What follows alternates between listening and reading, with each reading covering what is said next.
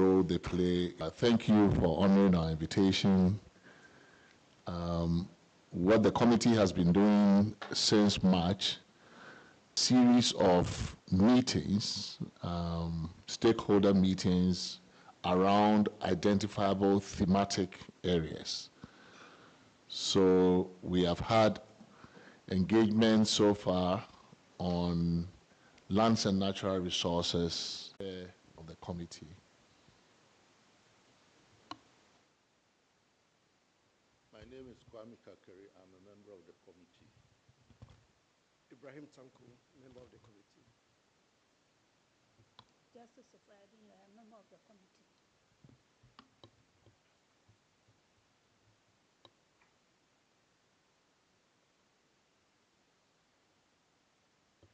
I'm Charlotte Asai, member of the committee. I am Godwin Nchekutu, a member of the committee.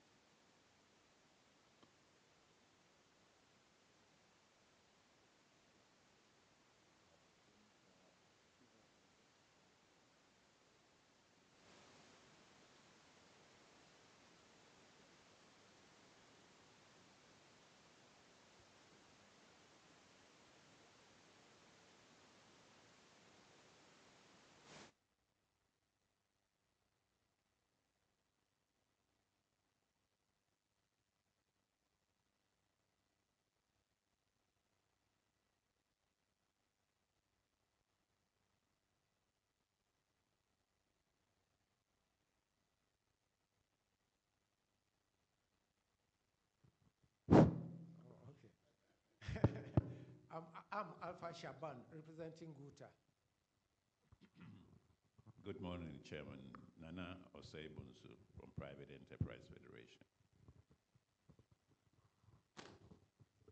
I am here in my personal capacity.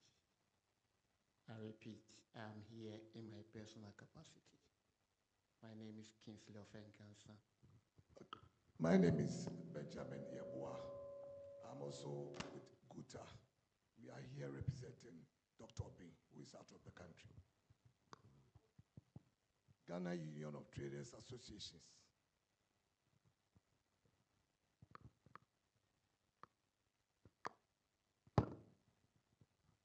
Okay, good morning.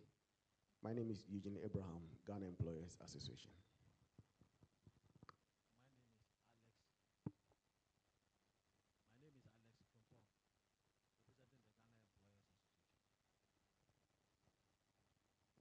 Good morning. I'm Techi Edu Amankwa. I'm a research assistant for the committee. Victor Azure. I'm a researcher for the committee.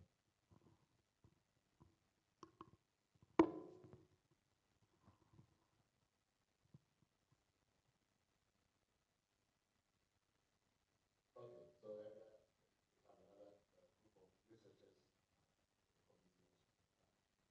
So thank you very much, gentlemen. We have invited some ladies to you. So I hope that show we can extend invitations to the stock exchange, some private entrepreneurs in the universities, some trades union others. So in the course of the day, we'll have a fuller house. I omitted to mention in my preliminary remarks that one of the clusters we had was on the economy. The economy and finance was one of our big clusters.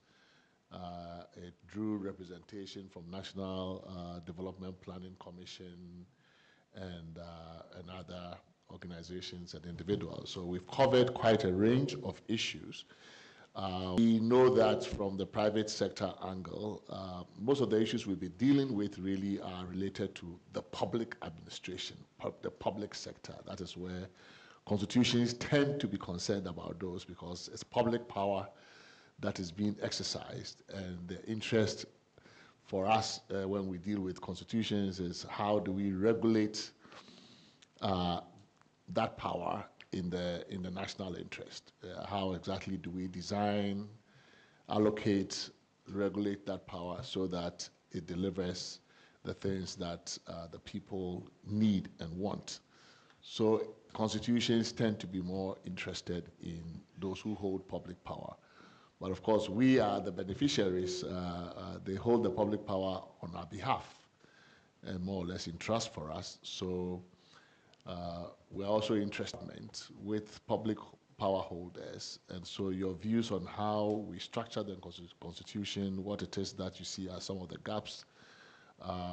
We know that the private sector has, when you read the cost of doing business, issues around the public administration, the efficiency of it, corruption, all of these are things that we know you are interested in. Taxation, when we looked at the finance issues around debt, government contracting, all of these things are issues that come up, and they are in the Constitution. So there's a whole chapter on finance, which has a lot to do with that we've been in the last few years. I'm sure that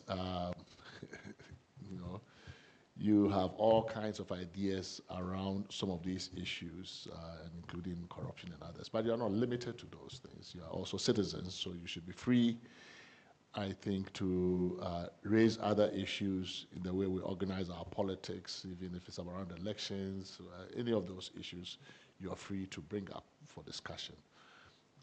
We invited Nana Bonsu from Private Enterprise Federation to give us some opening remarks, preliminary remarks, to set the tone for the conversation from his perspective, which may or may not be shared by everybody, but we usually begin of that to have a moderated conversation around the table. So that's what we will do today. So Nana Bonsu, you have the floor. Thank you.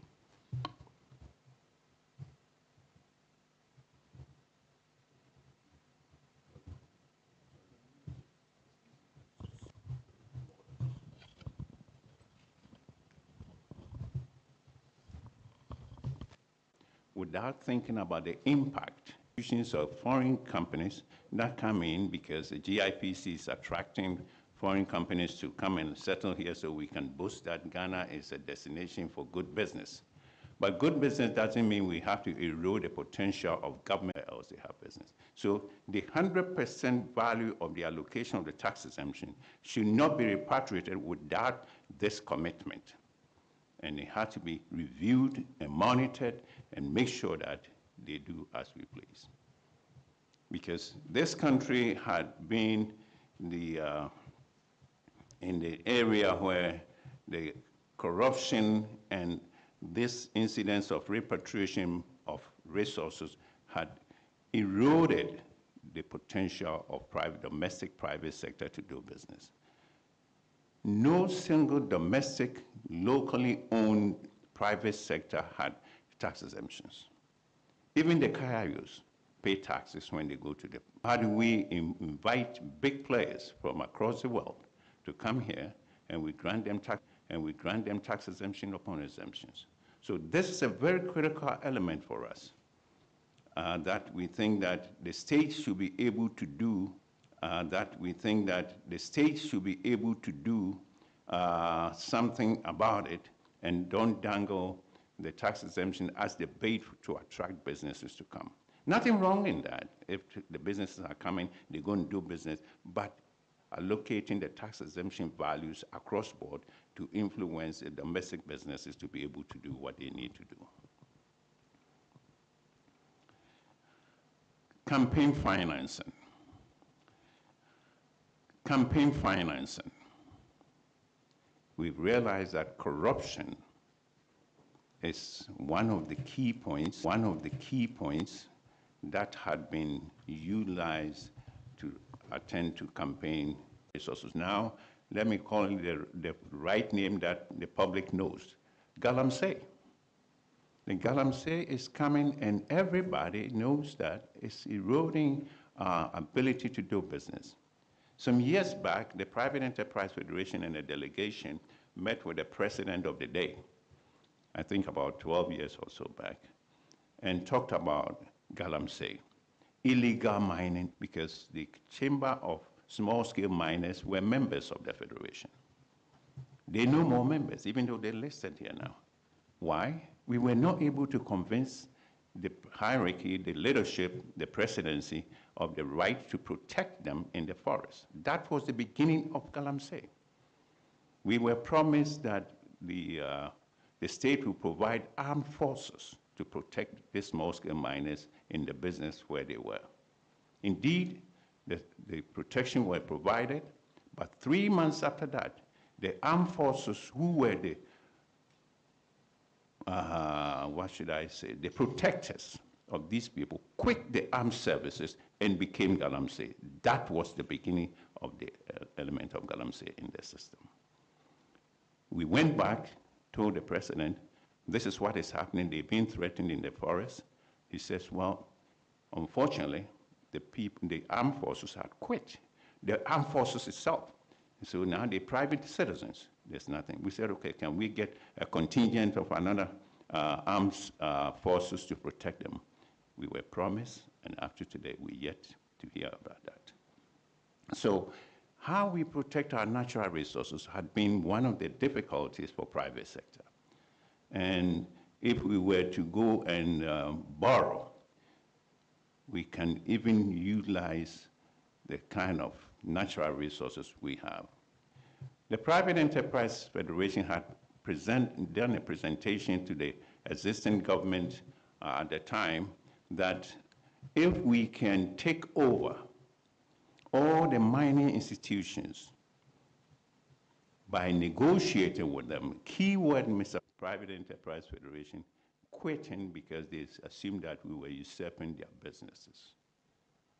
So the element of utilizing our natural resources to support our currency is very, very critical. We have abundance of gold. What do? We have now allowed it to be in destroying our cocoa industry, destroying our various farming activities, and destroying our waterways. We had even taken the step to make a recommendation to the presidency that anybody found on doing Galamsey should either be sentenced to life or death. Life because you're not coming back to enjoy the benefits of that illegal activity, and your assets will be confiscated. Death sentence basically because we think that if you pour in mercury into the water, if you pour in the other element that they use for Galamsey, cyanide, into the waters, killing our fishes and all, that means you knew what you were doing. It's like somebody holding a gun and shooting somebody. That's the same. You know the consequence of what you're doing. And if it's allowing people to be killed, our fishes to be, now some of us don't even buy dry fish because we don't know where it's coming from. So we think that that Galamsey element, Mr.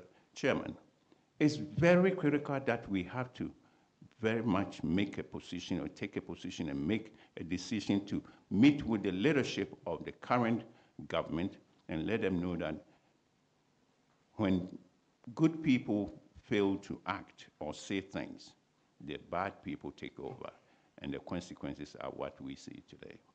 So from the Private Enterprise Federation, we think that the areas that the Constitutional Review Committee should look at is the presidential plurality to do anything and make appointments left and right, oblivious of the qualification or the consequences of that. Let me give one example. We make a recommendation that if there's an appointment in a certain jurisdiction, the MMDs, the MCEs, and the regional ministers, their respective location should be dictated, the candidates for that position have the capacity, technical skills, and from within the tribal areas. Let's say if you go to Ho in the Volta region, the appointments should be made with Voltarians. From Ashanti region with Ashantis. From Fanti County should be based on Fanti. Because I think that the Private Enterprise Federation going through the various elements, we are tour on the anti-corruption elements starting from March 10th through now. The next one is next Friday in Takoradi, had unearthed the disappointments of people of certain tribe in various areas where their leadership had not come from their own tribal areas. So we think that the government should be looking into those appointments and make sure that these appointments are made with people from within the tribal areas. The other point that we also want the presidential authority to be reduced is when the presidential appointments are done without a review committee like yours or any other to review the candidate's capacity, technical competency. So it's a blanket carte blanche to the president to appoint A, B, C, D, oblivious of, or without the review committee or a review committee to look at it, because we think that that is not fair. The other point is ministers of state. We think that ministers of state should not be parliamentarians. That definitely, they cannot have that. So those appointments to various top-level ministerial positions should be from people not members of the state parliament or the country's parliament.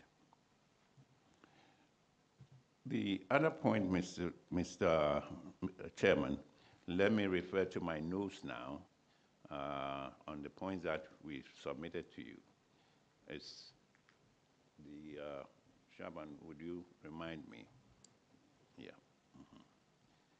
And a greater percentage of our people had also indicated that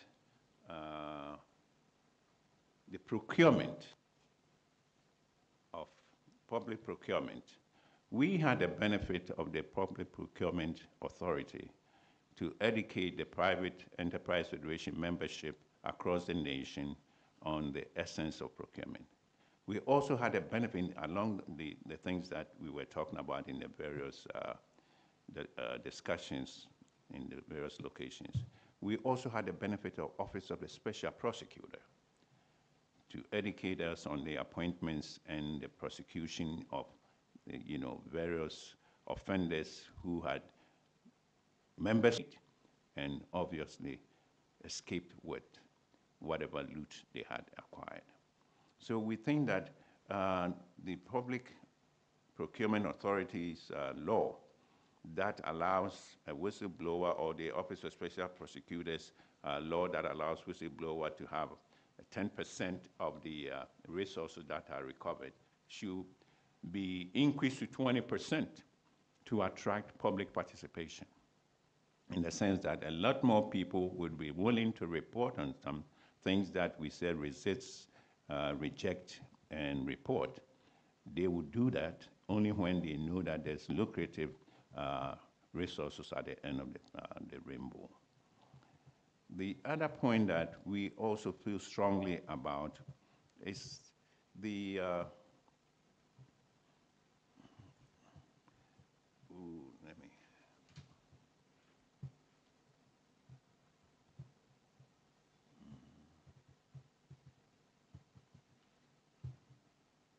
acquisition of permits, licensing, and certification across board in the state. This is one area that's lucrative for the corrupt officers. Because if you're going to get a permit, if today people are registering their vehicles, go to the DVLA and see how people are getting the resources to bend the rules to accommodate the potential licensees or permit seekers. We think those areas should be regulated in a way that there should be a little incentive. You should sit in your bedroom and be able to file an application for a license without going to interface with an individual in the public institution.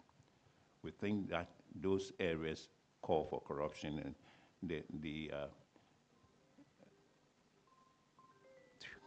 the points that it should be done in the public domain or physically.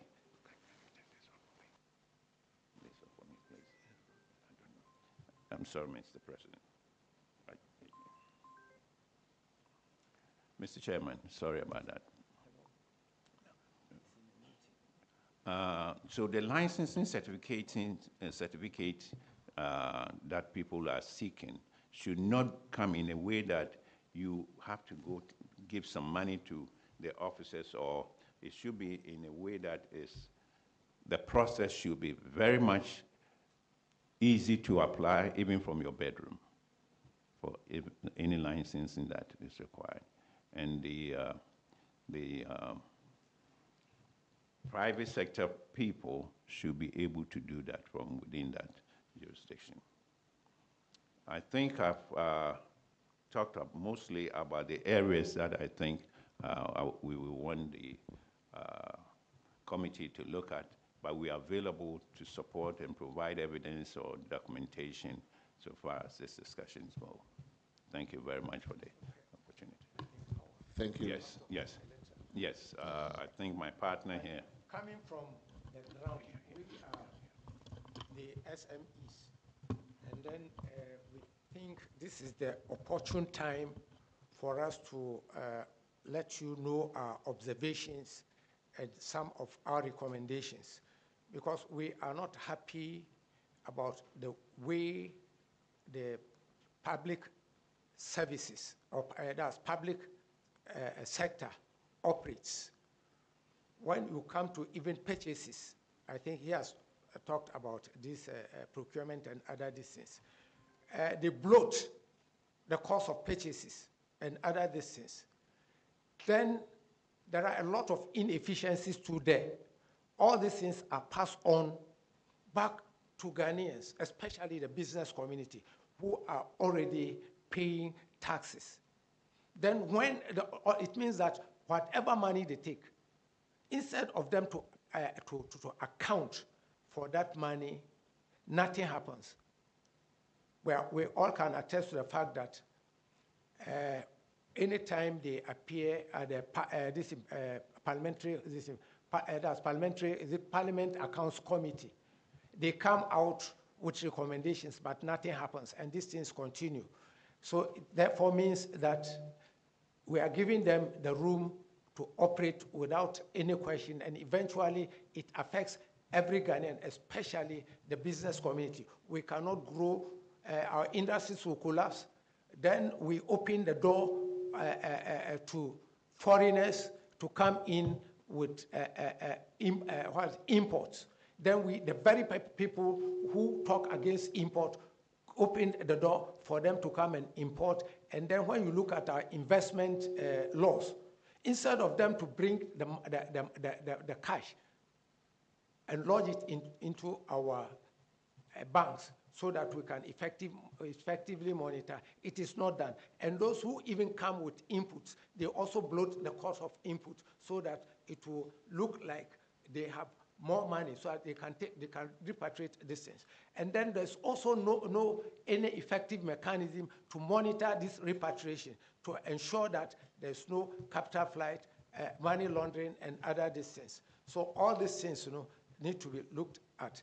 And then also we will suggest that whoever has any government institution, whether a director to even the CEO, must be given that's consequential responsibility, so that if you are not competent, don't go there. Besides that, our resources, I think he has said it, but we are not happy about the way our resources are used, because Ghana is endowed with superfluous resources. But the investors, when they come, you find that our share of the DC is about 13, or the highest even DC. Why should this happen? Then they exploit the resources. Take this thing, how can we grow as an economy? So we must have premium for each of our this thing, whoever wants to come. Just as we want investors, they also want to invest their money so that they can also grow. So it should not look like we should give away our things and then go borrowing. He who goes borrowing goes sorrowing. So if we have it and then cannot protect our own, Why do we have to allow foreigners this? So that this must be looked into seriously. And then the issue of separation of power. We are business people, we don't do politics, but sometimes we are interested in listening to people. But if things are politicized or over-politicized, we get confused. So there must be absolute separation of power. Like he said, no parliamentarian should be a minister, so that there cannot be this. And then with the judicial service, too, president must not appoint this thing, so that anytime there's any change of government, the new government would want to change the system. And then also the electoral commission, like we saw when the previous this thing was there, when the new government came, they found fault with her, and then now this one too came. Still, people are trying to find fault. We must find a way of separating this thing through separation, so that at least whoever acts or whoever was it, they should be responsible for their actions and inactions. So that Ghanaians should rather take them on, rather than allowing politicians to confuse us. Thank you. Thank you very much for your opening remarks. In fact, many of the issues that you have put on the table have been discussed in one or the other stakeholder engagement before this committee. I think the finance session, we talked about these tax exemptions, not in the same way as you have presented them today, but that issue did come up. You have added some new angles to it, that, for example, it's mostly a facility made available to foreign companies coming to Ghana, but not ordinarily available to local businesses. So you have proposed a way for us to maximize some local benefit from the way it's given. Campaign finance has come up quite a bit. There was even a proposal for public funding as opposed to state funding. There was a distinction made that we could set up a public funding scheme that might include contributions from private sector and other non-state actors to fund not just the parties, but our democracy generally, a democracy kind of fund. But it's also been tied to the issue of corruption, just like you did. So, and then on natural resources, there's been quite some conversation around local benefit sharing.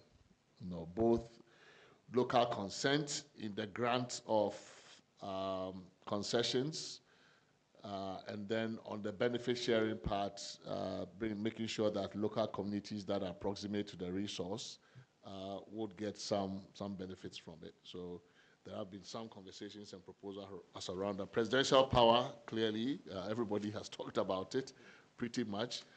What is new? Is this. It's probably not new. We've spoken about it here. This new this ethnic distribution of appointments based on, I guess, local ethnic preferences, for lack of a better word. We've had that conversation when we started talking about electing MMDCs. And there was some sentiment at the time, a minority sentiment in the room, that in certain communities, especially those communities that have been, for lack of a better word, overrun by non-indigents, let's say Accra, that reservations should be made for certain offices to be contested only by indigents. That's a bit close to what you are talking about. It's certainly not the majority opinion so far, but it's interesting that it has come from your presentation. I was wondering what the connection between that and the private sector was exactly, but maybe in the subsequent conversations, you might draw the link a little better. Of course, it's come up since then with MMDCs in Mampong or some other places. Issues have come up around excluding non-indigenous or excluding all kinds of issues have come up on that one. So it's not new to us. Separating ministers from parliament, MPs from, it's a popular refrain at the meeting, at our meetings. The licenses and the permits issue,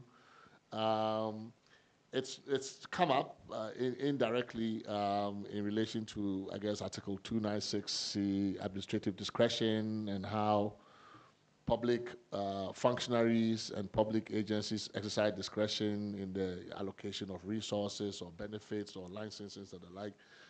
So some views have been expressed about that. And then, of course, the Auditor General's report and what we do with it, the follow-up or lack of follow-through on some of the recommendations. So these are all very pertinent issues that have been brought before us.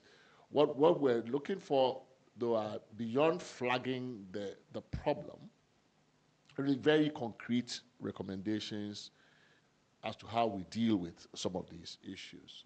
So, and I'm sure, of course, that in the course of the conversation, we will get to look more specifically at exactly, like, for example, on the tax exemption, you've given us a certain, formulation of the exemption to be invested in the local community where they'll do the business, the next 25% to go to that, and the next 25%. So those kinds of, it doesn't have to be that specific mathematically, but I think, those kinds of novel, innovative ideas would be most welcome. So we'll encourage you to get very specific. We don't have the presentations. Yours is the only formal presentation. The rest of it, I think, will open the floor for both members of the committee and then the other participants. But we'll make sure that everybody who is here gets an opportunity to make some remarks of their own beyond just interrogating some of the issues you've raised. So when it gets your turn, if you don't have a question for Nana, you should feel free also to add your voice, your own unique voice, whatever it is that you have coming from Ghana Employers Association or from any of the trade unions and other organizations. So if there are questions from my members, you can ask them. Otherwise, we will go to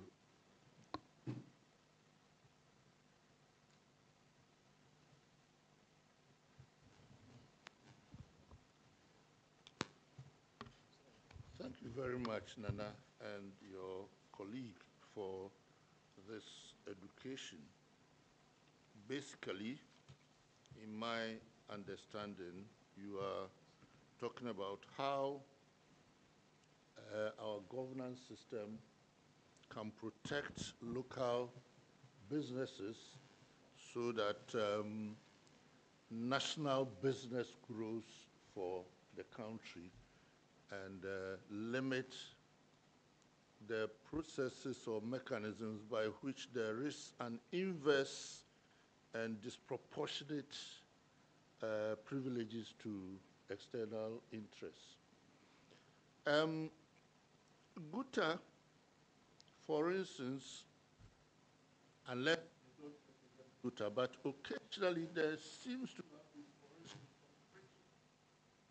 with non-Ghanaian participants in retail trading, for instance.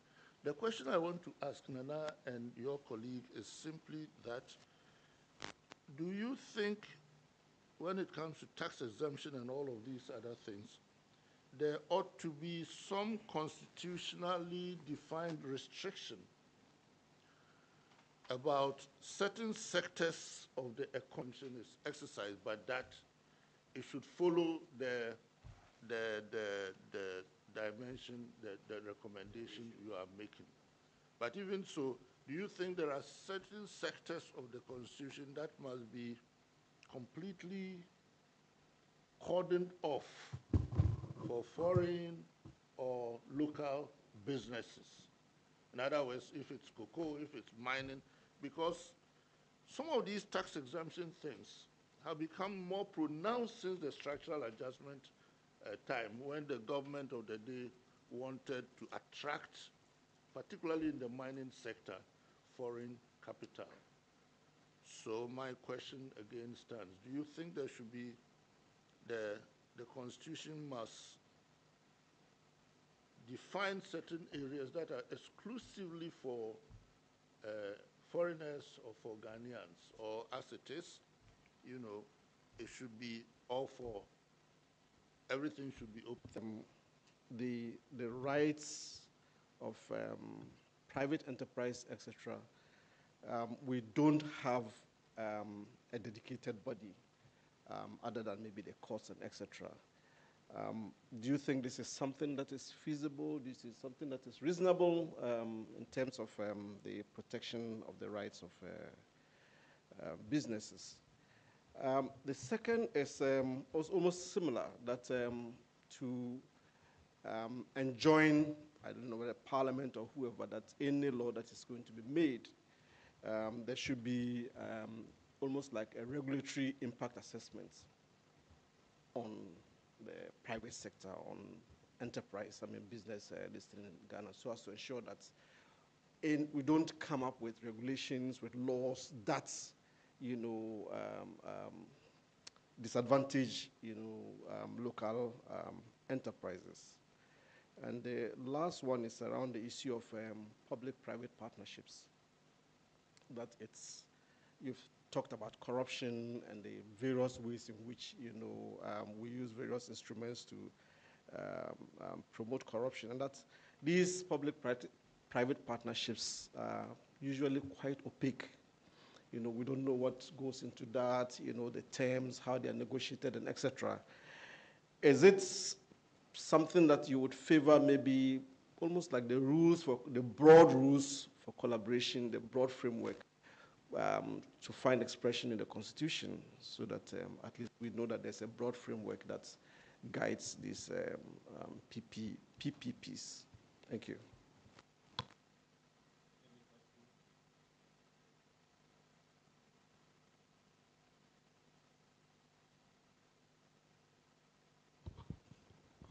Thank you very much, Mr. Chairman, and thank you, Nana, for that kind presentation. I have just a couple of questions to pick your mind on a couple of things.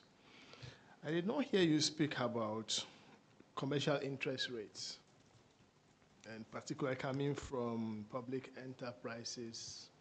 I've always known that the question of interest rates has always been a matter on your heart, but I did not find that in your presentation. I've been thinking, how would you like this treated in the Constitution, for example?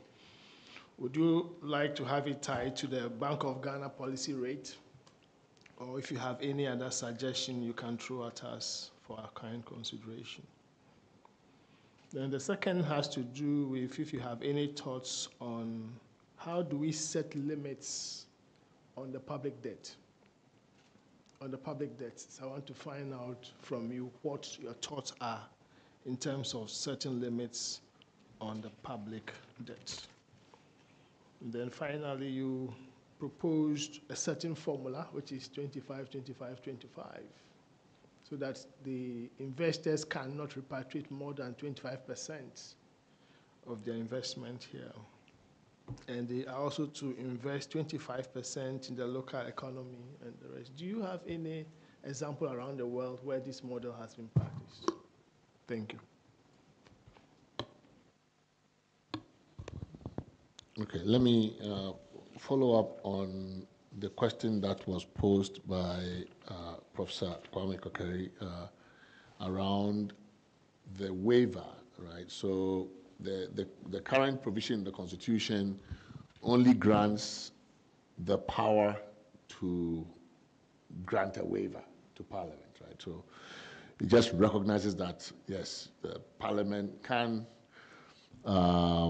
grant a waiver, or actually may grant a waiver, but it doesn't define, any particular preferences in terms of industry or sector or policy behind it, right? And Professor Kwame Kakari's point, I think, is quite pertinent, which is that should there be a certain policy that defines, for example, sectors or industries or areas where if we want to grant policies, even to foreign firms, that those waivers would be granted, as opposed to this blanket power to grant a waiver. It doesn't matter whether you are coming to do X or Y in the country, it's a waiver, it's a waiver, it's a waiver, right?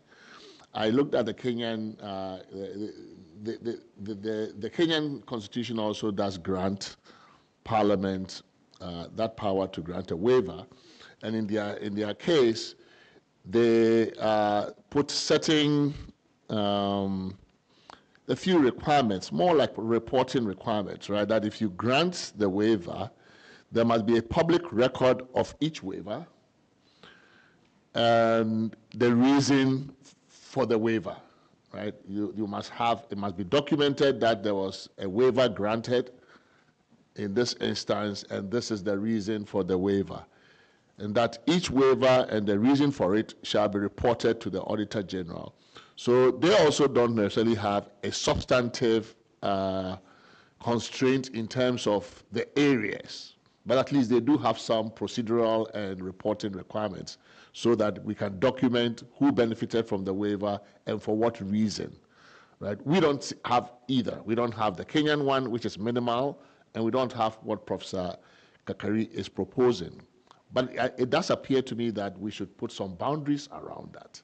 That if you're going to grant waivers, there must be some ways in which those waivers, tax waivers, are linked or aligned to the country's certain defined policy interest. So as the private sector reflected on some such idea, or of course, your alternative is also that we have to capture back a good portion of the benefit. 75% of the benefit must be recouped, and we must make sure that it does work locally for the benefit of Ghanaians. But from the get-go, should we just deny certain sectors tax waivers at all and use the tax waivers, therefore, to signal what it is that we find important? Should we be doing the tax waivers in particular sectors of the economy?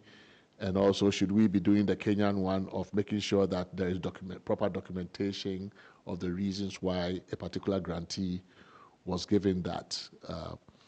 So before you get to answer any of these questions, we can other members who are here to reflect on your remarks and to pose their own questions. If not, you answer, and then we go around the table for people to make their own remarks.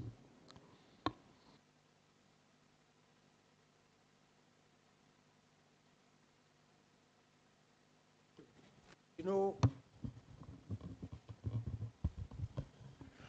in the first place, we even didn't know of the GIPC law. So on the ground, we realized that things were going wrong, perpetrated by these foreigners. So that was the beginning. So we raised red flag, and then it was there we realized that there was this law, by which time the law had outweighed its usefulness. So we called for review of the law. And then why we started this thing of the Nigerians were taking undue advantage of the ECOWAS protocol.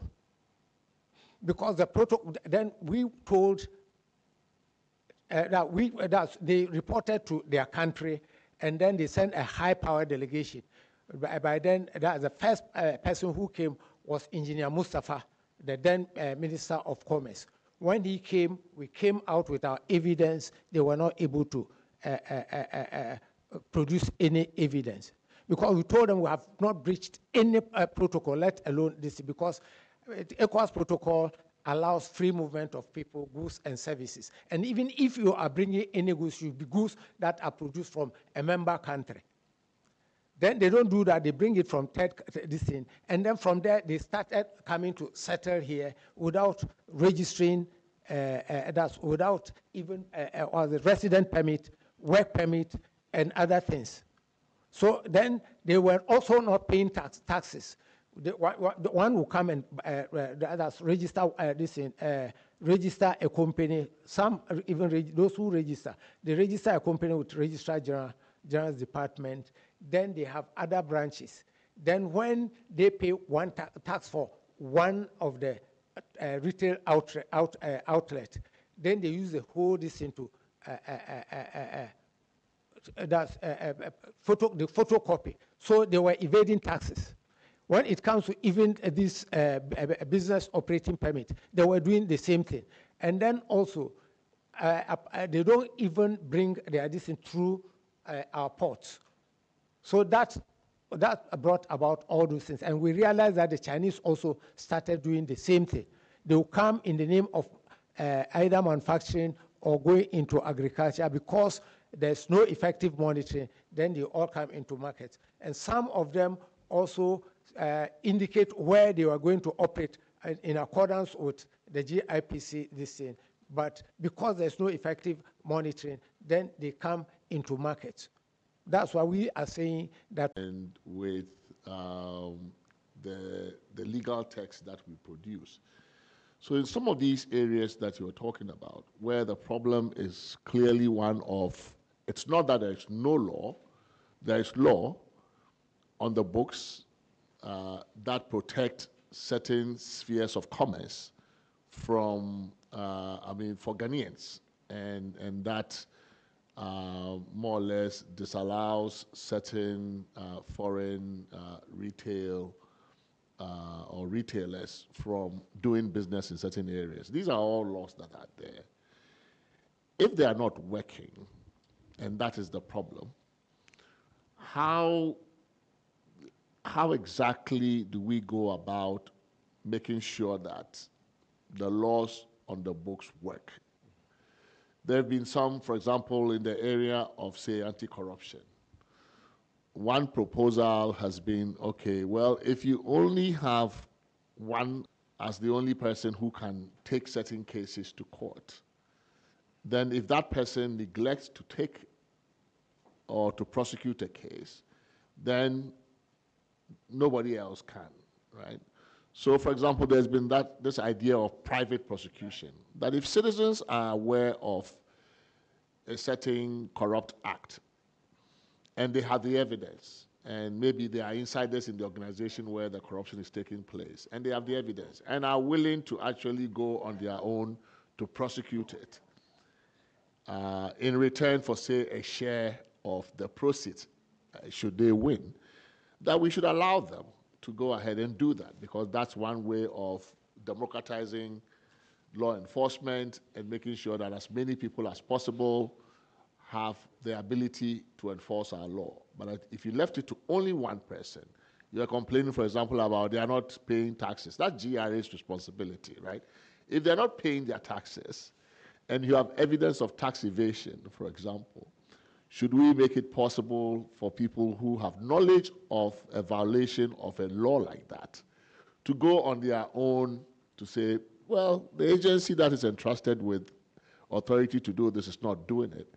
I have evidence that this is occurring, and I'm willing to go to court to enforce it in the public interest, but I get a share of the proceeds, right? It's done in some countries, right? So all I'm saying is that we're looking for ways to enhance law abidingness, to enhance compliance with law, to enhance law enforcement. So if you have, beyond the grievance and beyond drawing our attention to the fact that people are taking advantage of our lax regulatory system or our lax law enforcement system, if there are concrete proposals that can help us, strengthen our capacity to apply or enforce our laws, you should also feel free to, help us with those kinds of proposals.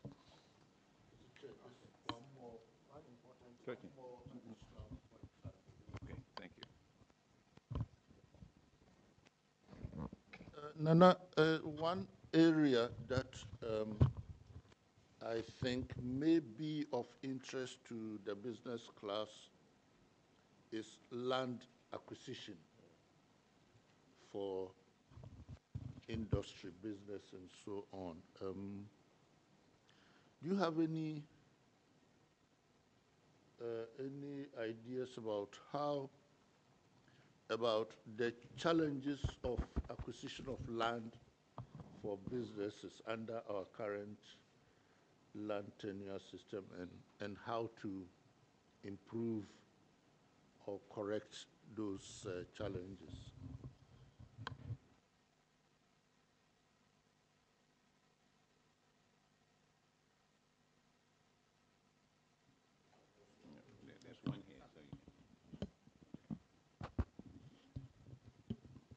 Mr. Chair, if I may start to answer some of the inquiry or questions raised. And I'll start with the last one from Dr. Kirkari, in the sense that lands don't belong to government. Lands belong to individuals and certain jurisdictions of chieftaincy and families. So to create a blanket policy that lands should be managed or regulated by the central government will not be in line with our heritage. But I think I get your sense of direction. We have lands committees and land agencies that allow individuals or businesses to register lands and protect their interest in lands. So I think those are the things, and that's one of the points Prof. Kwesi Prempeh raised about absence of compliance. There are rules. There are ways of registering your land. There are ways of business going to acquire land through the community or what. So that area is not something we should be restricting to businesses, that if you have acquired that in conformity or in agreement with the owners of the land, you have the process and procedures how to protect your interests.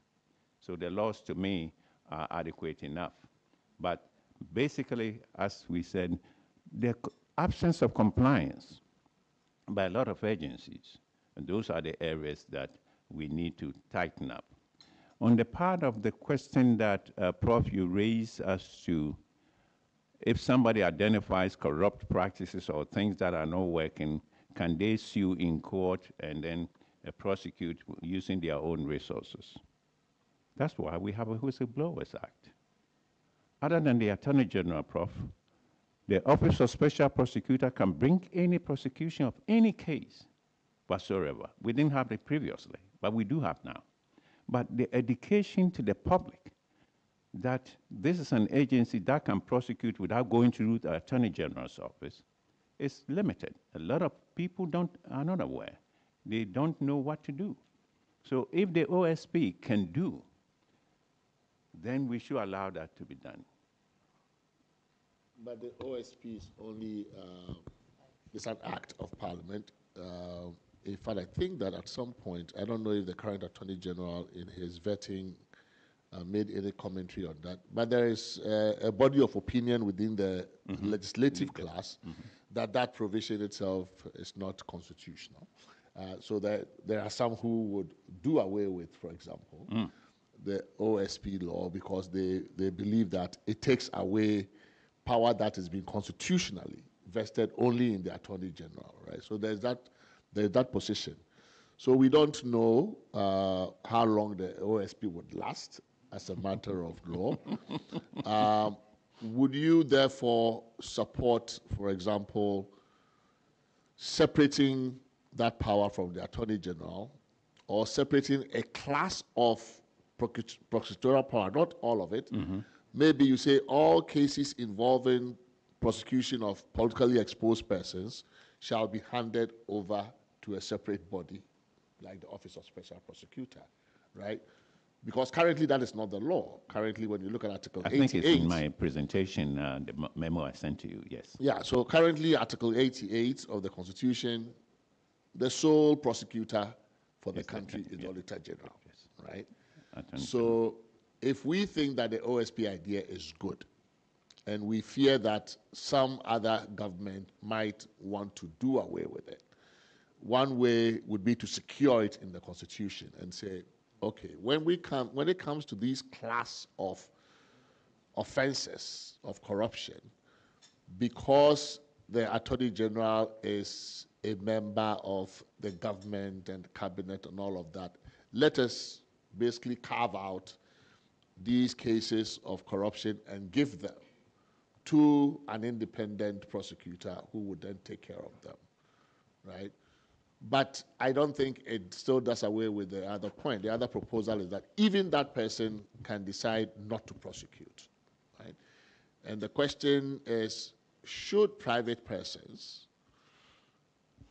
be allowed, if they have the evidence, right, to go on their own to court and say, I have evidence of this person under invoicing or over invoicing, cheating the state. You know, somebody, let's say I work in the Public Procurement Authority. Just choose a random example. And I know that something has taken place there. I'm privy to this information. Nobody appears willing to prosecute. Not the OSP, not the Attorney General. But I have the information that something has been going on that's fishy. Should I, as a citizen of Ghana, have the authority to go on my own in the public interest and put out that case? And if I were to win an award, to be given, it happens under public contracting laws in the US, actually, you know, you could actually do that. And you can make rich sometimes, right? So that's been one proposal, a very interesting one.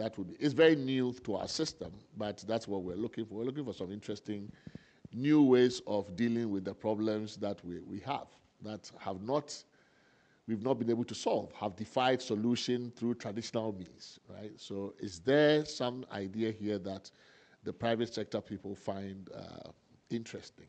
You don't have to have an answer for it. It's just to think about it. Mr. Chair, you brought a very interesting proposal or alternative or amplifying the office of the special prosecutor. Because as a human being, by all means, anybody who occupies the authority to prosecute can also refuse no matter what. So if you're saying that as exists in the US, the individual can bring the case, then to me, that case, once it's brought to the legal system, into the court system, it should be then married to the office of a special prosecutor, so that we don't have a plethora of court cases from different people with interest to just clog the court system. So that may be an angle that we can also look at by the Constitution. Yes. I understand that Dr. Isi Ansa, a member of the committee who is online, has a question. Oh, okay. Yeah, Isi, go ahead.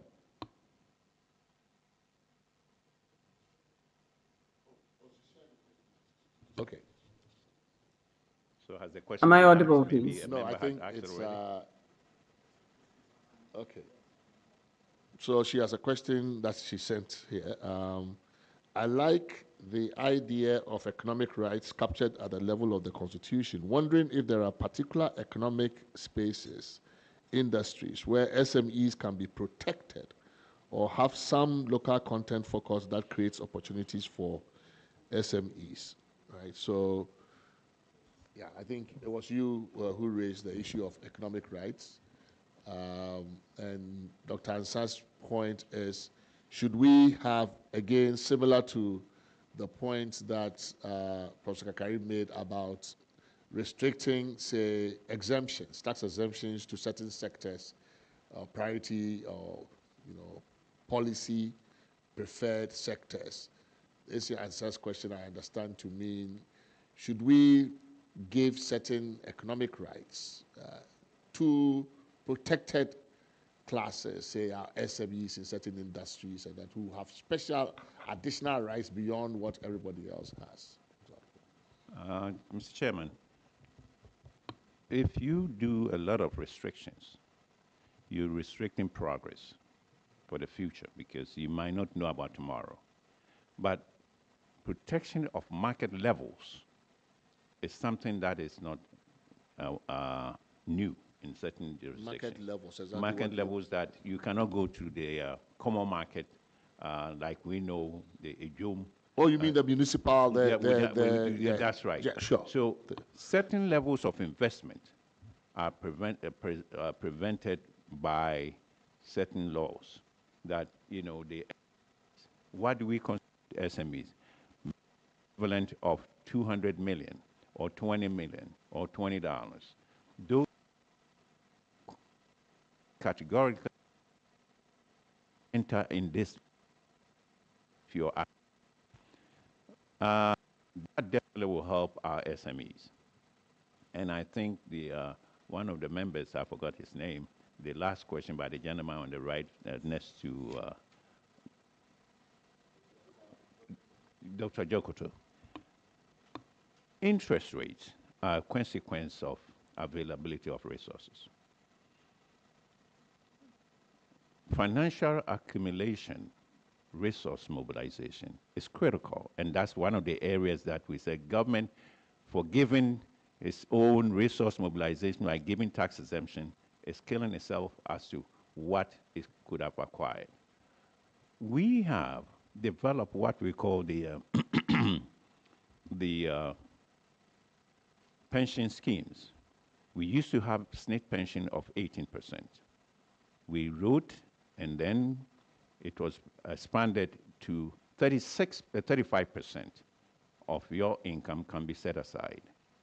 What we also looking for government to do on that 3-tier pension scheme is to partner with private sector or individuals that if you are the age of maybe certain levels, 21 to 35 or to 45, your contribution into this system, there's a partnership of a matching fund of maybe 2%.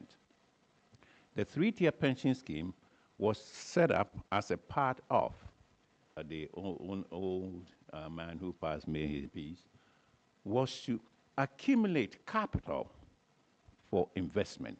And if we have accumulated enough, it will be begging for destination for investment.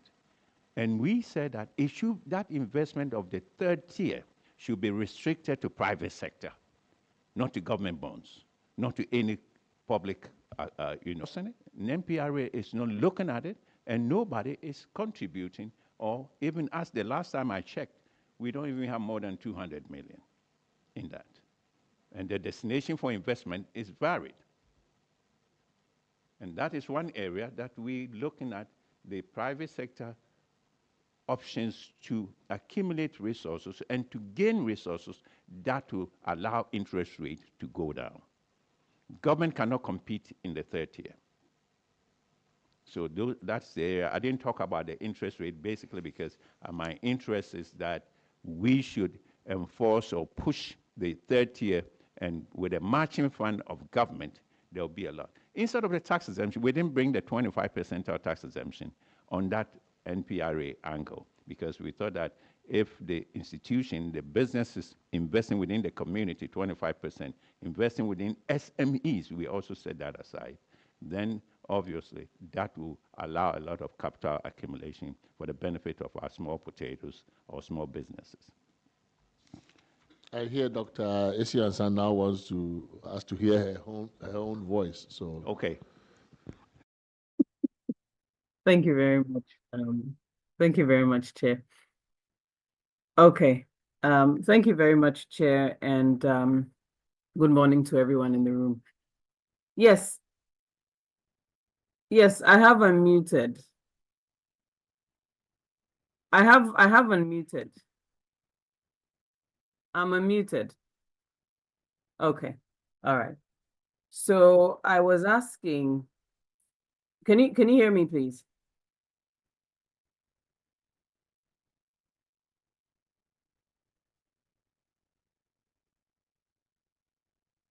Okay. Okay, great. So some years ago, there was the 3% VAT for SMEs, and it made it easier. It was an incentive for companies to work with SMEs, and it made it easier for SMEs to retain a little more revenue. Those are the kinds of things that I'm asking for ideas about. And I know this rests within, let's say, GRA and not constitutional level text, but just wondering in terms of an overarching approach that seeks to, when I say protect SMEs, I'm not talking about the kind of restrictions that destroy business opportunities, but incentives. So local content policy, the way we have in the oil and gas sector, where if you had something similar where there's the emphasis on or incentives to even engage smaller companies, something like that would be very useful for SMEs and also build their capacity. And so I'm not looking at just protectionism for its own sake, but incentives that grow SMEs. And the industries, I know there's a big push towards agriculture, so there's technology. Perhaps if there's any research that the Private Enterprise Foundation or any other entity has done to help us understand the spaces that are the next, for lack of a better expression, the next big thing, the next spaces we need to pay attention to, and to incentivize Ghanaian businesses to move into that area or to pay attention to that area. There's the use of national service also as a place where we can have a program where perhaps SMEs are able to tap into the national service pool. And I mean, they can already do that, but are there any additional incentives in terms of being able to engage them without there's a fee that you pay to the National Service Secretariat, for example, at the end of the service that is waived for SMEs. So not unfair advantage, not protectionism, but just strategic or smart ways of supporting them and incentivizing those who use the services of SMEs. Thank you very much.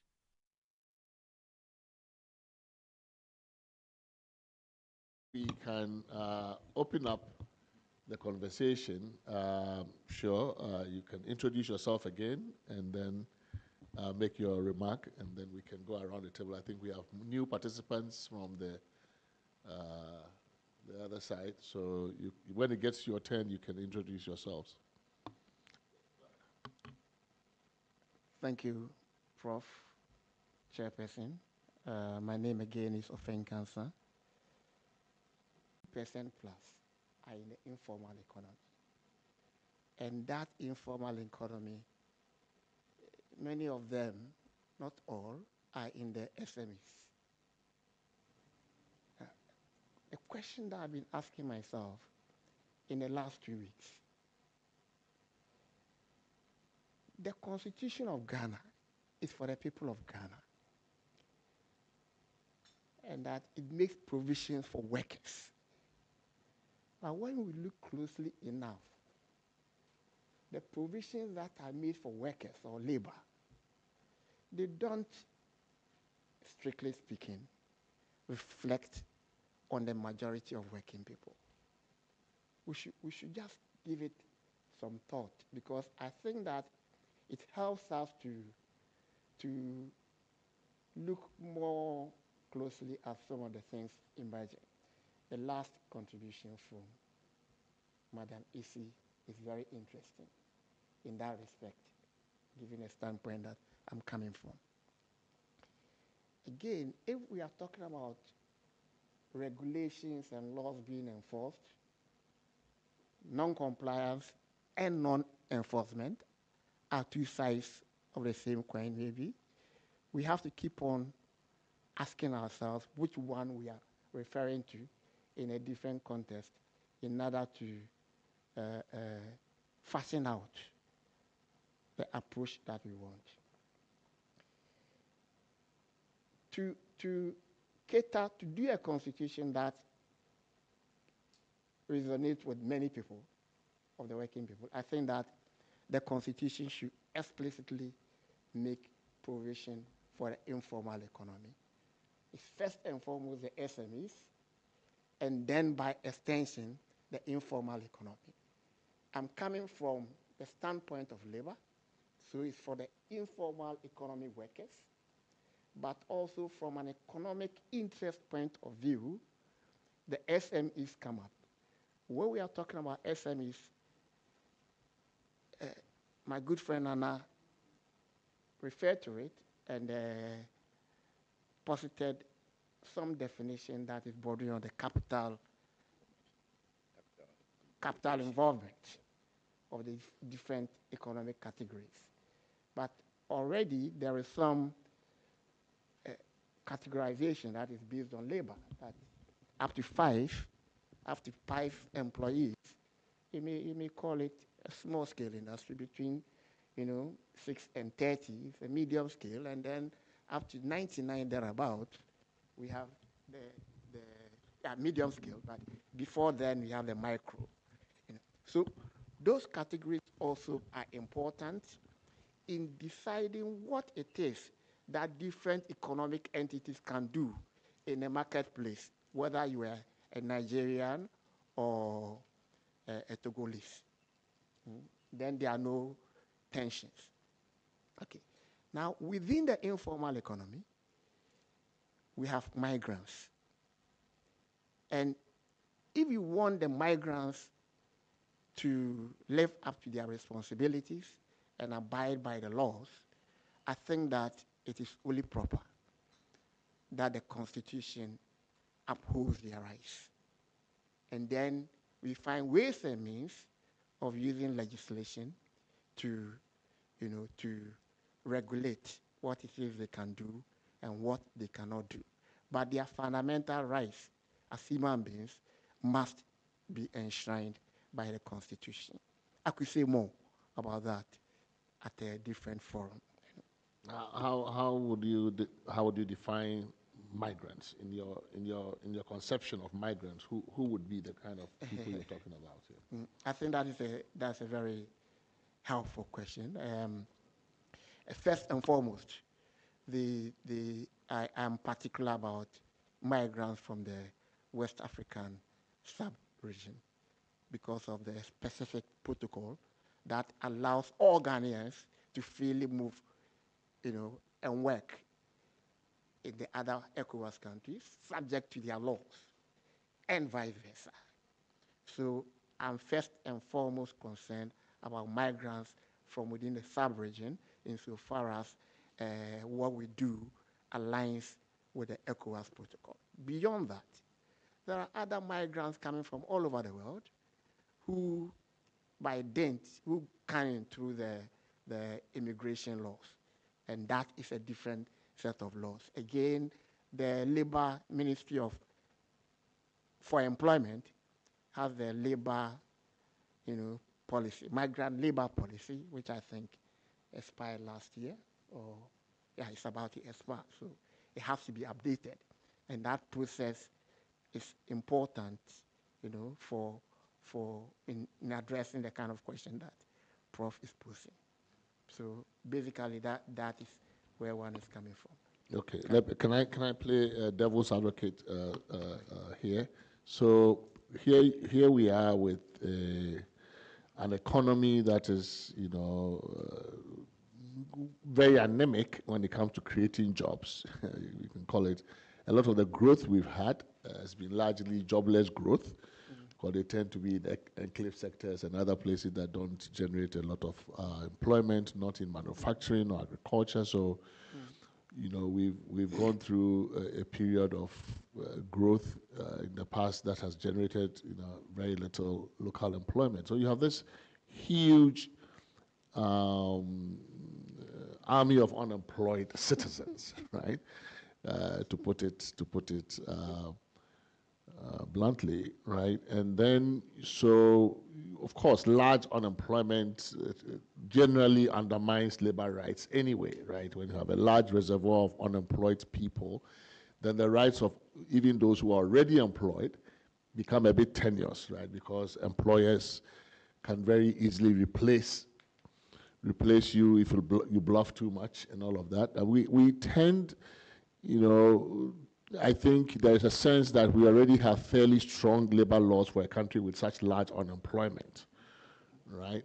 And so if on top of that, then you're going to create a new category of rights for foreign labor that is entering the job market here, how receptive do you think that the average Ghanaian would be to such an idea, right? The provisions on rights in the Constitution are all entrenched. That chapter is entrenched. I presume that's where you are going to put this new right or this additional right, and that would go to a referendum.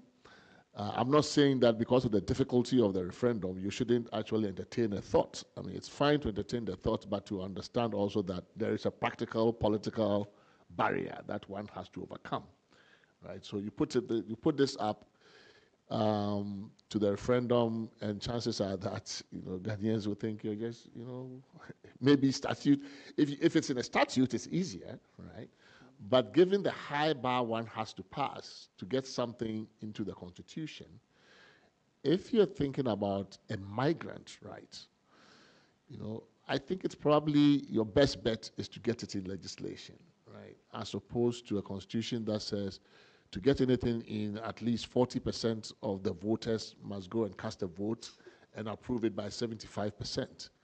And I'm not saying that Ghanaians have generally anti-immigrant. I think the sentiment is not, we are generally not, right? But maybe sometimes you actually, you are waking this, the anti-immigrant impulse in the people by just, showing up and saying we are going to give immigrants rights. And then all of a sudden, something that's been a sleeping tiger, all of a sudden is awoken and say, who are those immigrants' rights? So maybe from a more pragmatic standpoint, one would say that's a nice idea, but that probably either it belongs in a different legal text, or it is not the kind of stuff you want to, it's just red meat. You bring it up and people get excited, and then they say, these immigrants want rights, and who are these people? And, so maybe that's my just, off the cuff rebuttal to that point. I mean, I get the idea about the ECOWAS protocol and all of that.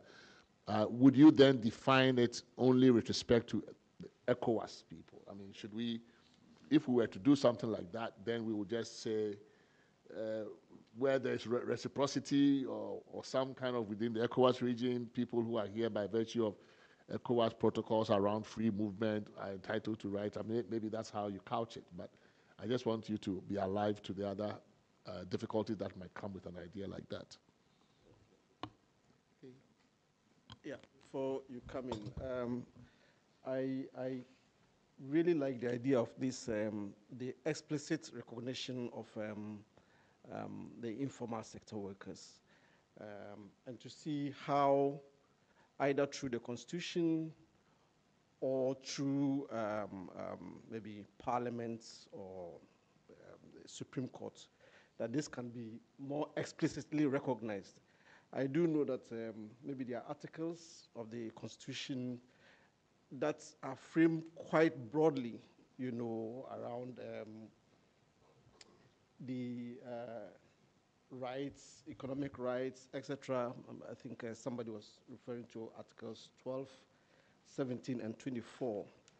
But that we could actually, work to ensure that these are more explicit so that they become more enforceable. And given what you said about, the majority of workers really being in the informal sector. And a very interesting point about, so that it says Article 20, guarantees the protection of properties and freedom from arbitrary seizure of, property and etc. And when we discuss this, we mostly think about, big enterprises and etc. But those who are familiar with what happens to Kai, for example, when they say Abaye and the people are coming, The first thing is that they just take their things to either AMA or whatever, and that is it. And I think that if we're talking about an inclusive Ghana, we should be also looking at the rights of such people. If they've broken the law, they should be prosecuted just like anybody else, not that you go and then carry their things to EMA and then that's the end of the story. So I think that this whole issue about explicitly recognizing informal sector workers and enabling them to access the rights, that they are guaranteed under the Constitution is something that's really interesting. The point about the migrants, I think, might be a very slippery slope, because where do you define it? I mean, if you go to northern Ghana, for example, people are bringing in cattle headers, from the Sahel to come and take care of their cattle and etc. And they are paid. Would you be expanding those distances to include them, or that there has to be a very specific delineation of who a migrant worker is and what category would be protected under the Constitution? Thank you. Okay, let's expand the forum. Sorry, so we can begin to veer to the right. I said something. I don't know whether Hello. it has been captured. We will. I made some suggestions. Alaji, they say allow. Thank you. Mr. Chair, I think my take will be, my name is Benjamin Yabwa. As I said, I'm from GUTAD, Ghana Union of Traders Association. My take is on what Nana was talking about. And I think the lady too said same. It's not protectionist per se, but GIPC, that's the Ghana Investment Promotion. Is it an authority or they are still council? No, it's authority now. Yeah, is that still council? Yes. You see, I would hope and pray that this committee will look at the act governing them, because that has been basically a major problem for us. You see, direct foreign investment, I don't know how they are looking at it, but we from the private sector have had problems in the sense that here we are, the former government was trying to, let us move from our usual trading to the industries so that we cut down on the imports and help the economy. Brilliant idea. They brought 1D1F. This government is in, and they have been also talking to us. In fact, actually, we have a committee now from our end, sitting down with them, looking at the 24-hour economy, which is actually bedrock on productivity, industries, manufacturing. So our problem is the act governing them. I understand it's under review. It should be looked at, because we don't see that concerted effort moving those foreign investors here into more productive sectors like agriculture, industries, manufacturing. They are not doing it. Now, Chinese malls, they are springing up everywhere. There was some place they stopped them from trying to put up a Chinese mall. They are everywhere. Why are we encouraging them to put up malls and then bring in goods from the third country into our system? Meanwhile, the Ghanaian content of imports is just minute, about 15 to 20%. The bulk of imports are coming from these foreigners. And we still want to grow Ghana. And we are courting the locals to move into agriculture and then manufacturing. And whilst we are moving there, the space is being left for them to come and set up malls. I don't get, there's something basically wrong with what we are doing, because if we want to grow as a country, and that is where our idea is, then I think there should be that concerted effort to push these foreign investors into that area. And I think the committee should look at it. My second bite is, our sister said something about the VAT, the 3%. Guta, it's been a long journey. Guta fought for that flat rate issue because we felt that it was easier for our market people, our businesses, to work on that rate of flat rate. You know, you just calculate your sales, and then now it's now 4%. Now I can see that it's been, they are looking at rather bringing in the more, the other one, like the same thing. Now it's even cumulatively about 21% if you look at it, that standard, the standard rate. We think that the flat rate, even though it's more at the GRA level, but the committee can't look at it and then advise them because it shouldn't be taken away. We know some of these expatriates, unfortunately, they try to find a way around the standard rate because they would have always stocks and they will show their stocks to show that, yes, they are okay, and they will find a way around it. So if you put the flat rate, it will be difficult for them to move away from that. You will calculate easily, and then you pay. And the government will make more money. And then lastly, about our imports.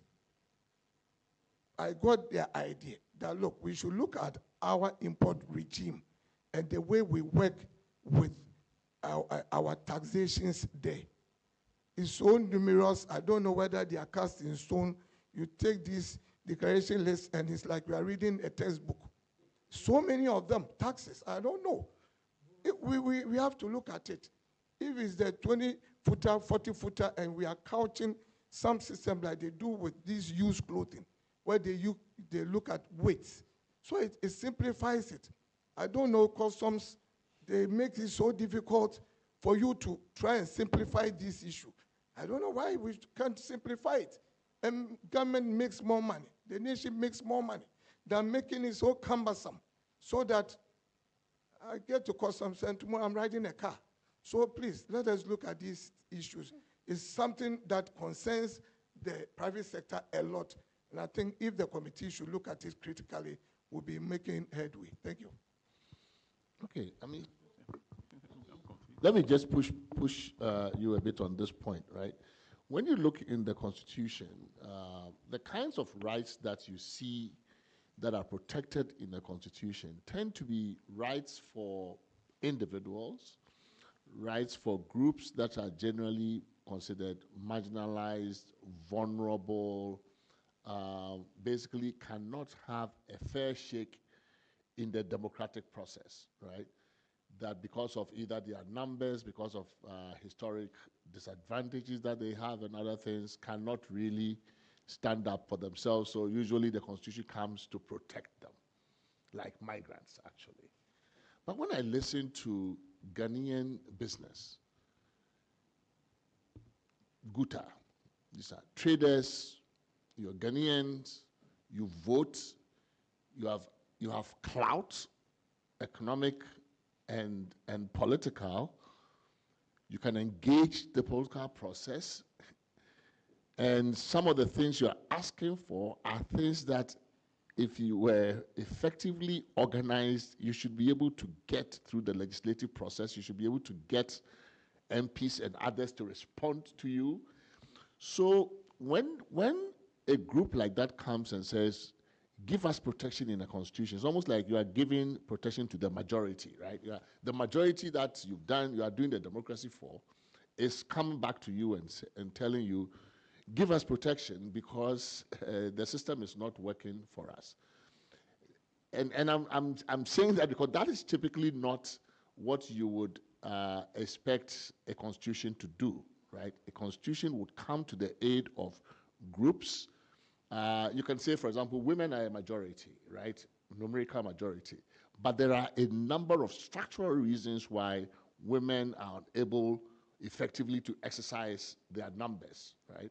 So, even though they are a minority, they only have, small percentage gets elected in parliament and those things. So you say maybe a history of discrimination, patriarchy, all of these things, so they cannot actually use the democratic process effectively.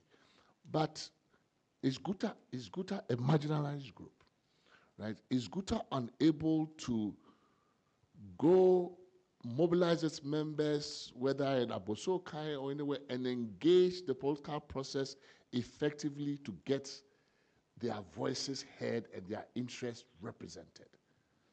Mr. Chair, I think, you know, Guta is not marginalized. I'll not even put us in that bracket. No, we are mostly heard a lot. And we are not really fighting for protectionist kind of laws per se. The point is that we want to grow a country. And we are growing a country that can move more on production. And we, as the indigenes, are being encouraged to move from just importing to sell into production and manufacturing.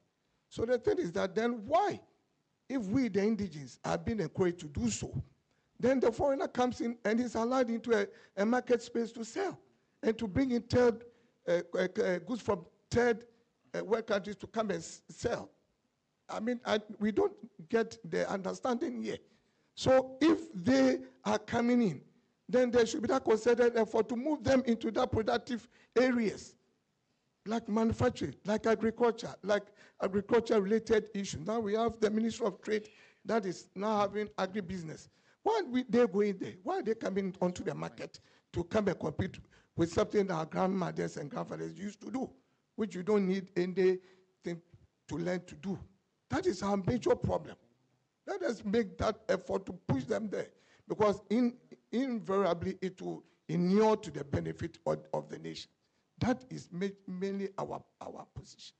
It's not inconsistent with the earlier proposal by Professor Kakari, or implied proposal that if, for example, we're going to give tax exemptions, that there has to be some policy of government indicating that we want tax exemptions to go into directly productive sectors like agriculture or industry, and not to say services.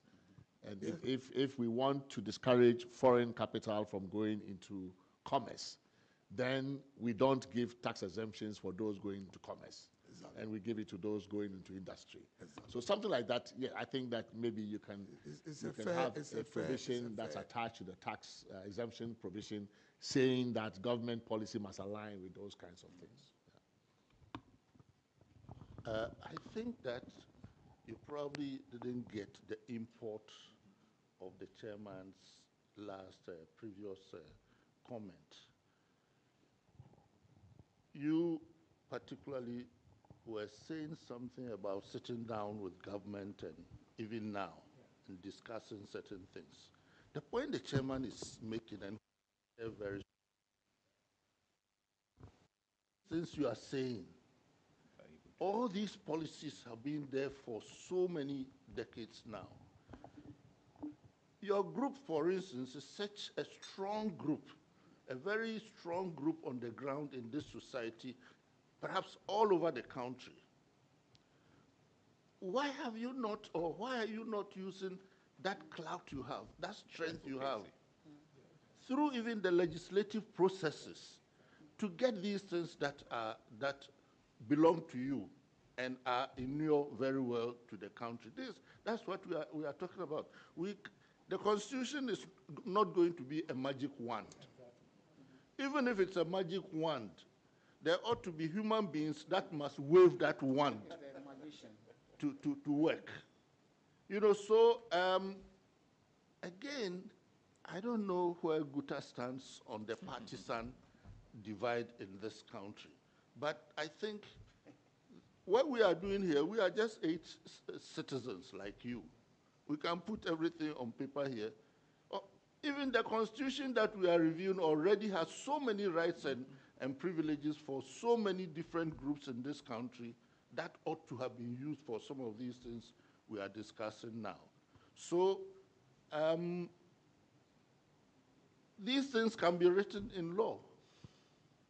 What can you do? Instead of chasing the Nigerians, we are saying that why don't you go to Parliament and get a law done and get the GRA to do what they are supposed to do? We are not using many of the strengths we have. I remember one time, Guta said that if something didn't happen to the Nigerians, you were going to you close your shops for one day or something like that. And you did. Why don't you direct that kind of energy into getting the law on your side? I think that's the import that the... Just a very quick one. Prof, Mr. Chair, I'm coming. You see, the thing is that we cannot continue doing the same thing and expect different results. Guta, we're known for what you've said in terms of closing shops and then pushing our agenda. Yes, and we continue to dialogue with the legislatures. We are doing it. Even now, we are doing it. But this is also a broader committee that can hear us, because what we are talking about, we don't want it to be a Guta issue. It's a Ghanaian issue, because we all would benefit from it if things are done differently. Ghana gains. So the narrative shouldn't just be a Guta talking, but a Ghanaian thing.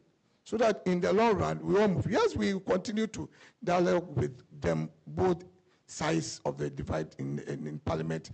We are pushing, like I said, we are having a committee that's sitting down with Honorable Gusitano and co. We are looking at all the ways that we can get our members moving from just trading into industry. So we are doing it already, but then this is also a broader place that we can push that agenda. Then we can all have that particular voice pushing that agenda forward. That is it. Okay, so no, he has said it. I think he's very clear. I like it. No, he's very clear. He's very clear. I think he made himself clear.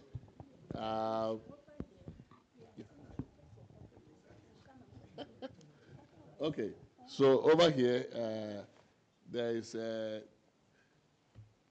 they are holding me to the program, which says there's coffee break.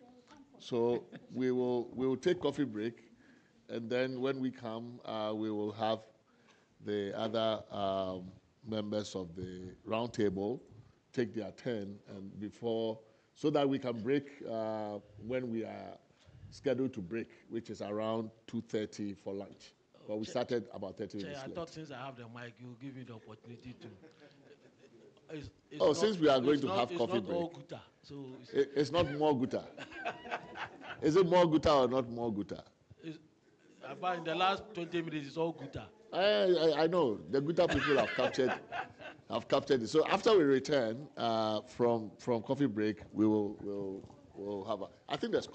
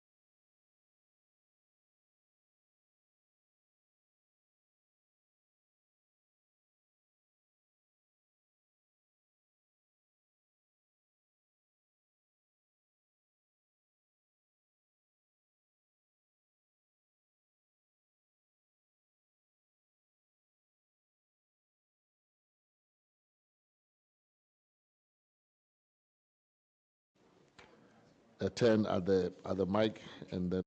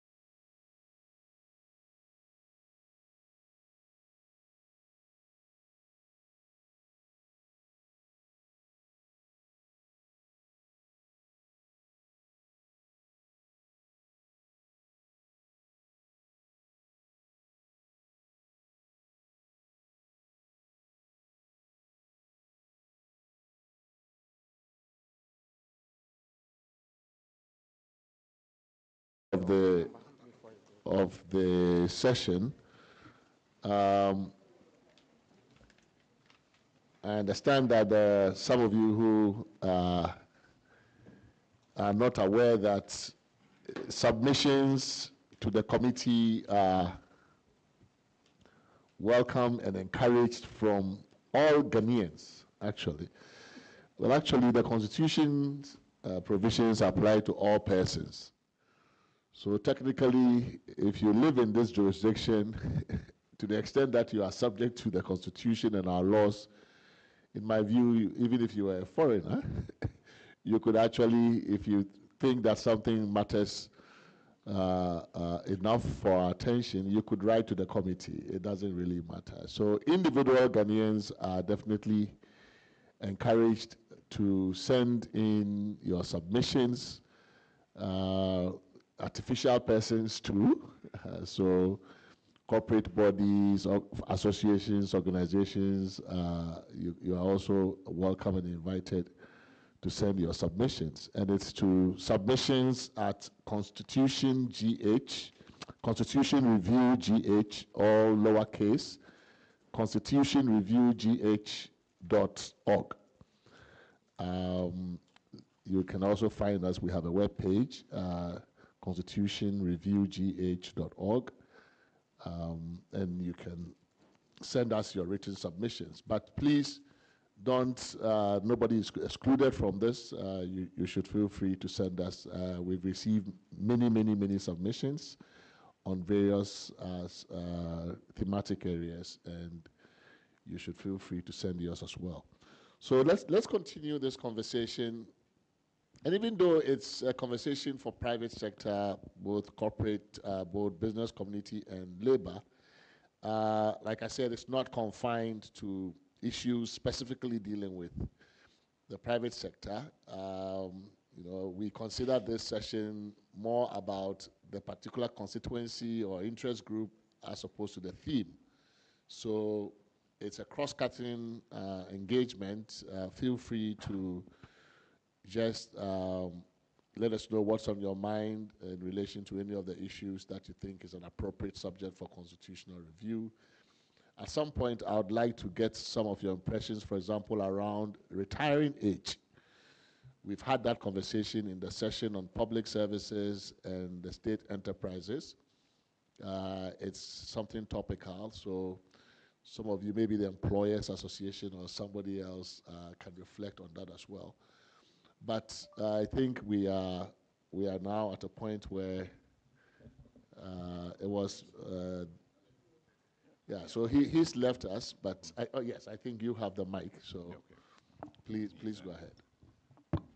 Thank you, Chair, and thank you, members, for the opportunity to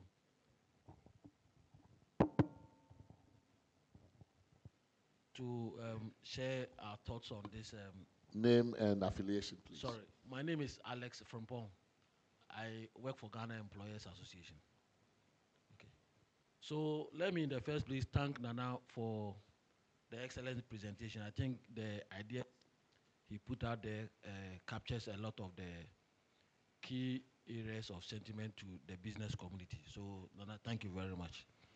Let me also add that we are still collating the views of the members of the association.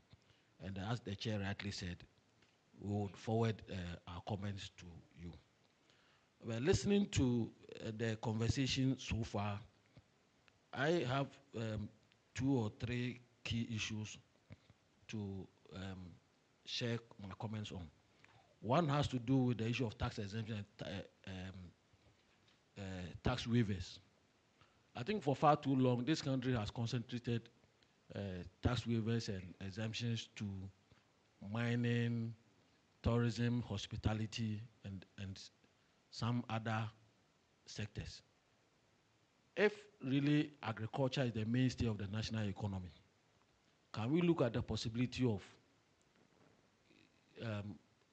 getting investors into agriculture, particularly in some selected areas, and how they can significantly improve local production, which will have some multiplier effect by way of employment, food security, and all that.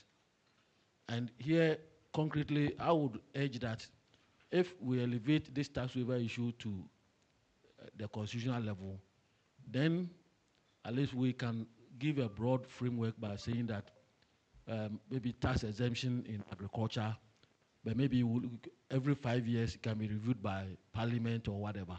Then at least we'll have an idea, because agriculture will not be the same forever.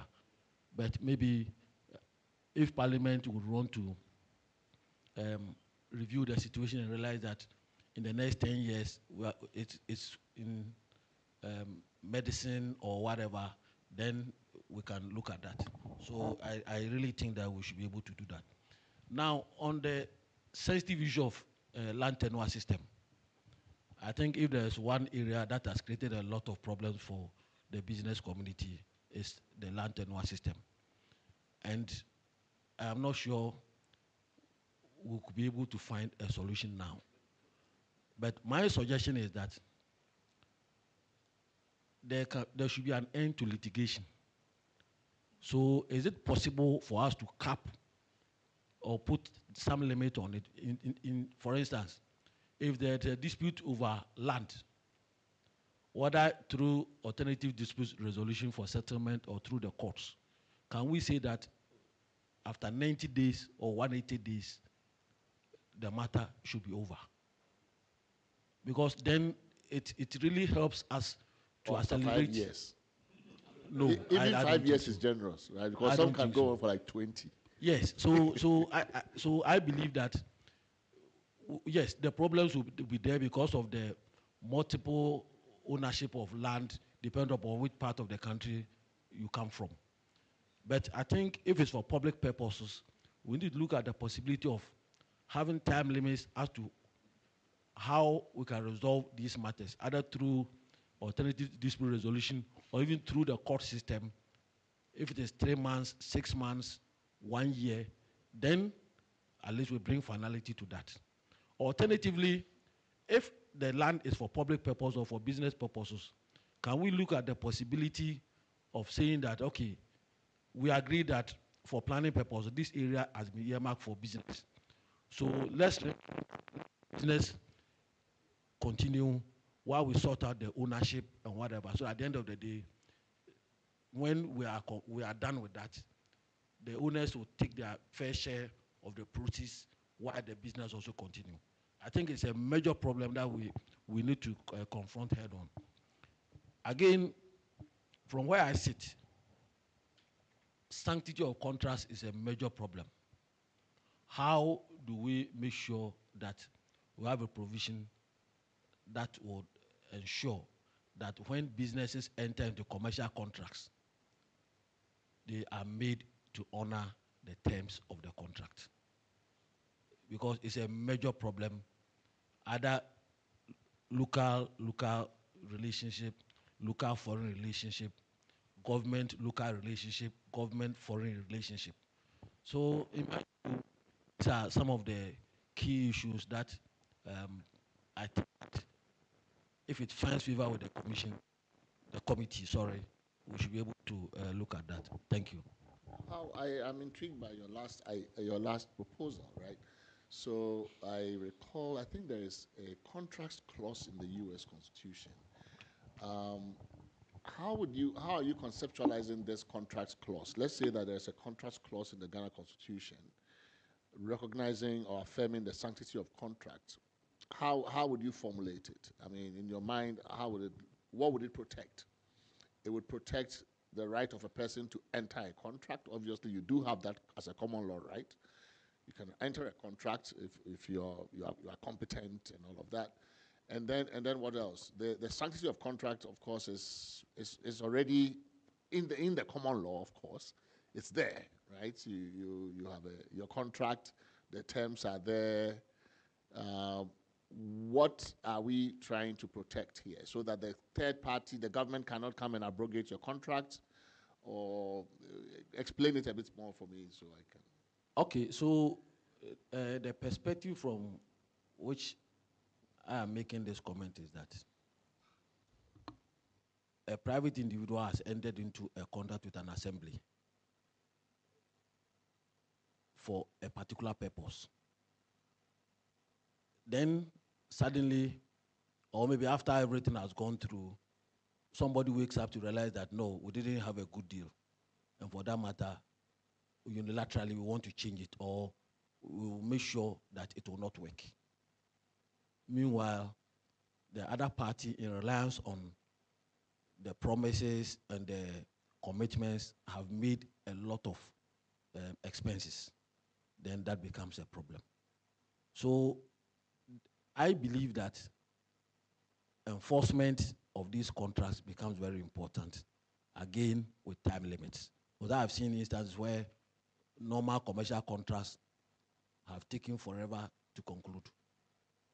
And I believe that if, as I said, it finds favor with the committee, you should be able to find a way of looking at how this principle can be given some constitutional elevation so that it will help all of us. Because at the end of the day, it helps in employment creation, it helps in wealth creation, it helps assemblies in generating revenue, it improves government revenue.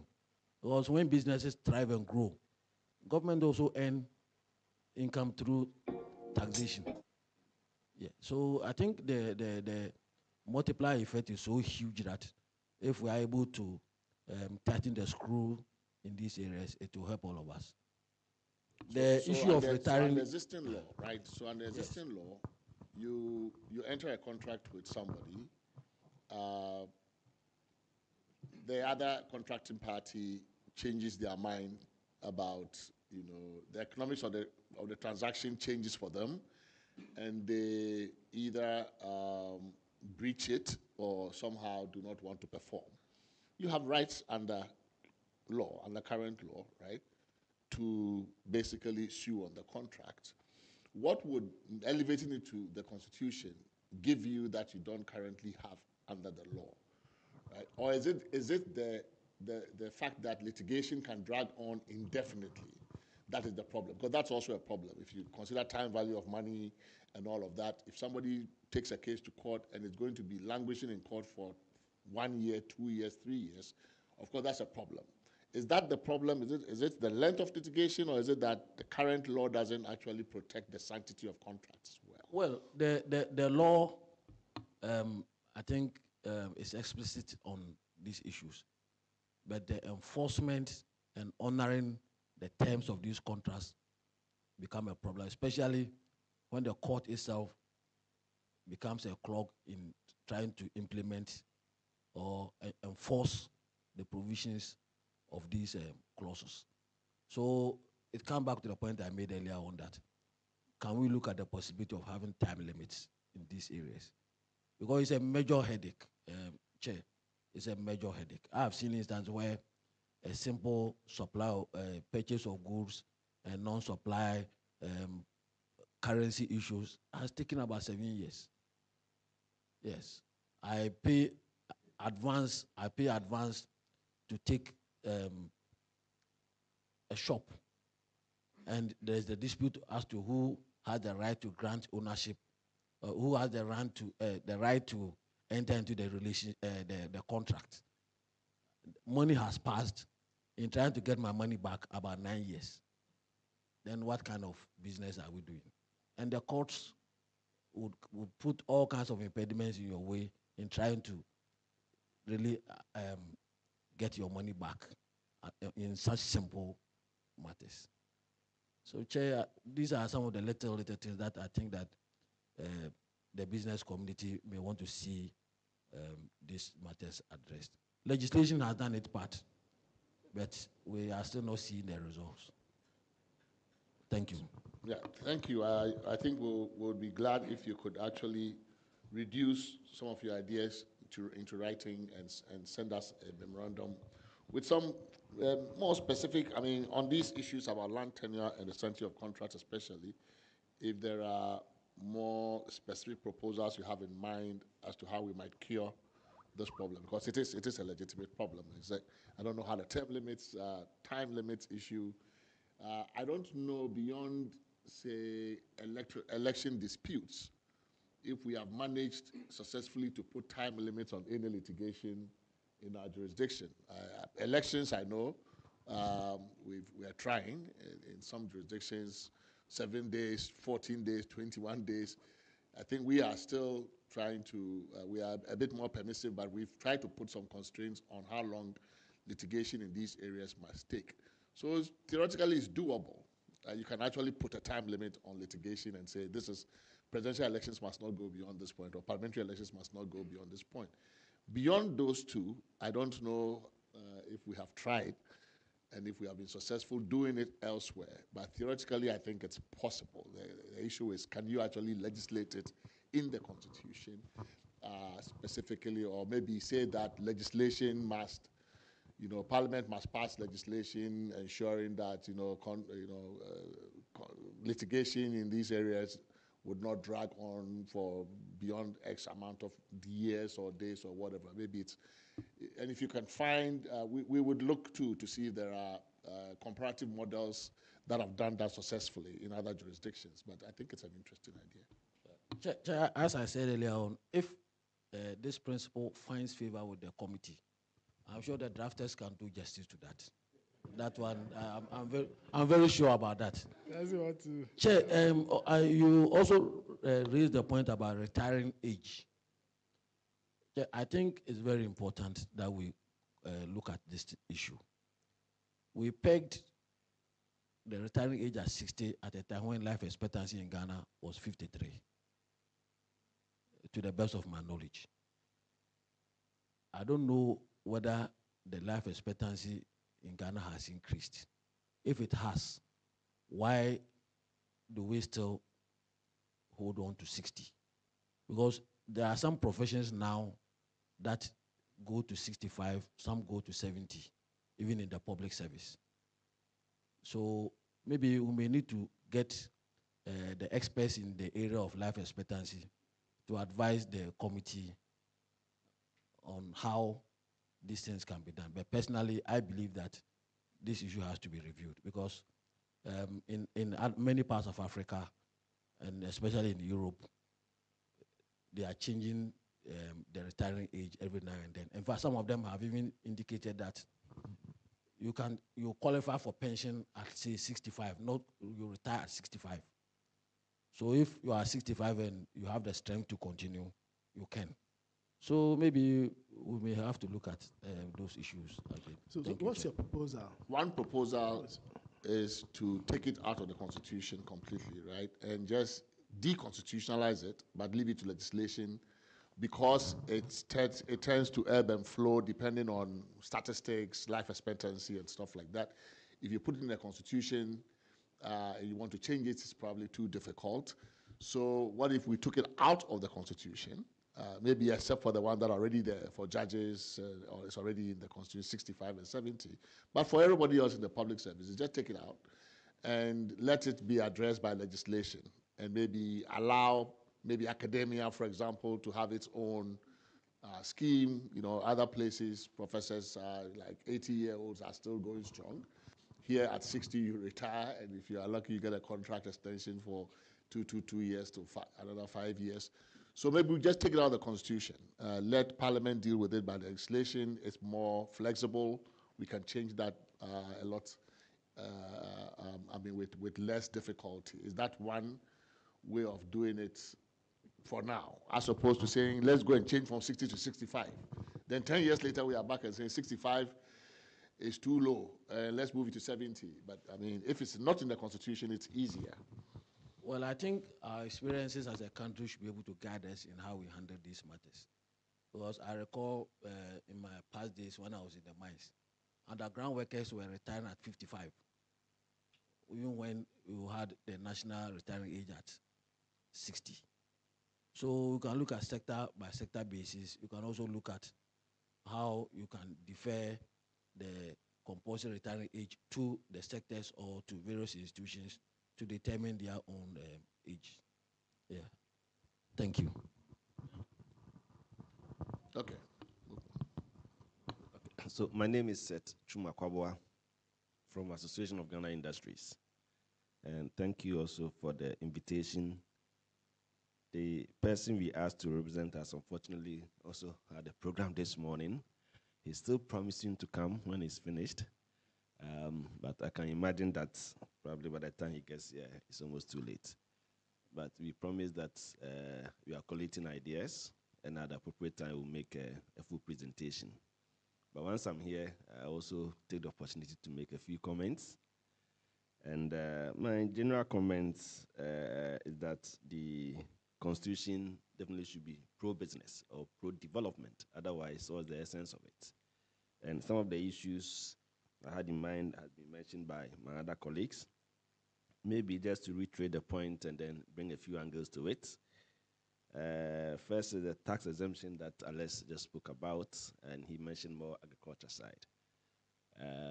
I will look at it from the industry side. I know this exemption issue has been, I would say, bastardized in the country, as if you give an exemption, it's a crime. But I'm just looking at a scenario where a company is trying to establish an industry, and it brings machines, equipment, which it's not going to sell, but it's going to use it to produce, employ people, and then do business with it. And we say, pay duty on the machine you have brought, which you are not selling. And that's what the law says. You have to pay duty on the machines. Otherwise, apply for exemption. And because it's been bastardized, the process you go through to get these exemptions, it takes forever.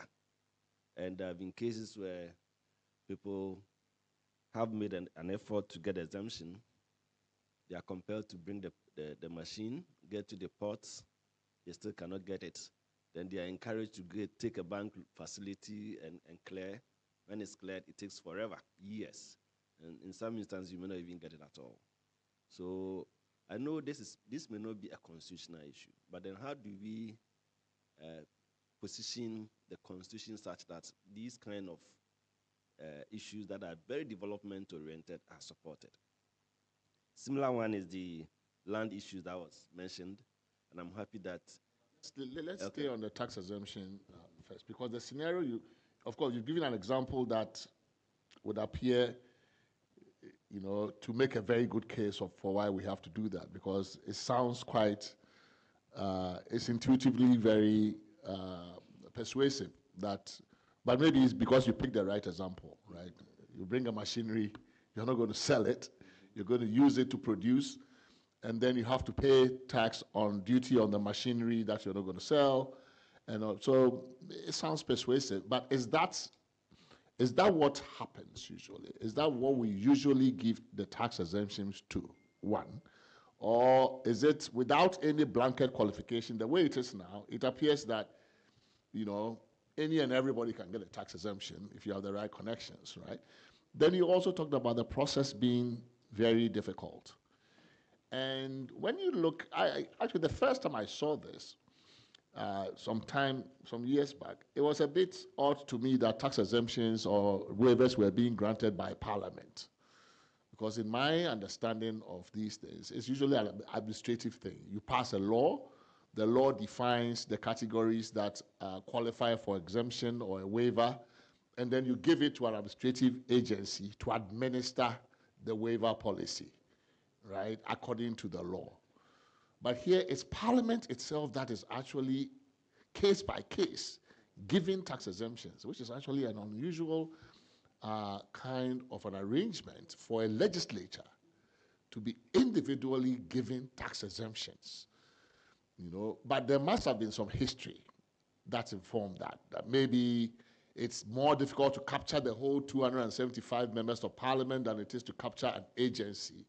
And so we are afraid that if we gave it to, say, GRA, then it would become just a few bosses making the decision. Or MPs want a piece of the action.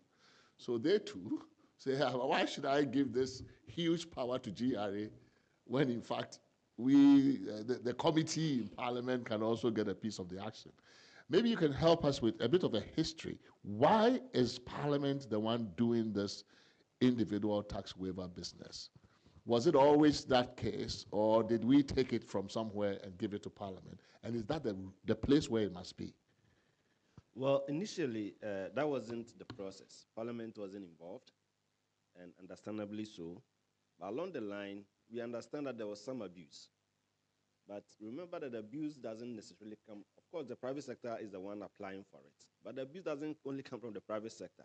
It's the institutions of state that are working to get this done. Because as a private sector person, if I apply and the rules are clear, the processes is clear, it's about, do I qualify to get it? If I don't qualify, I don't qualify. Don't grant it to me. But if it is possible for me to see somebody and, as you said, connection through connection and get it, for the private sector business person who wants to reduce cost and all that, he would go through that process.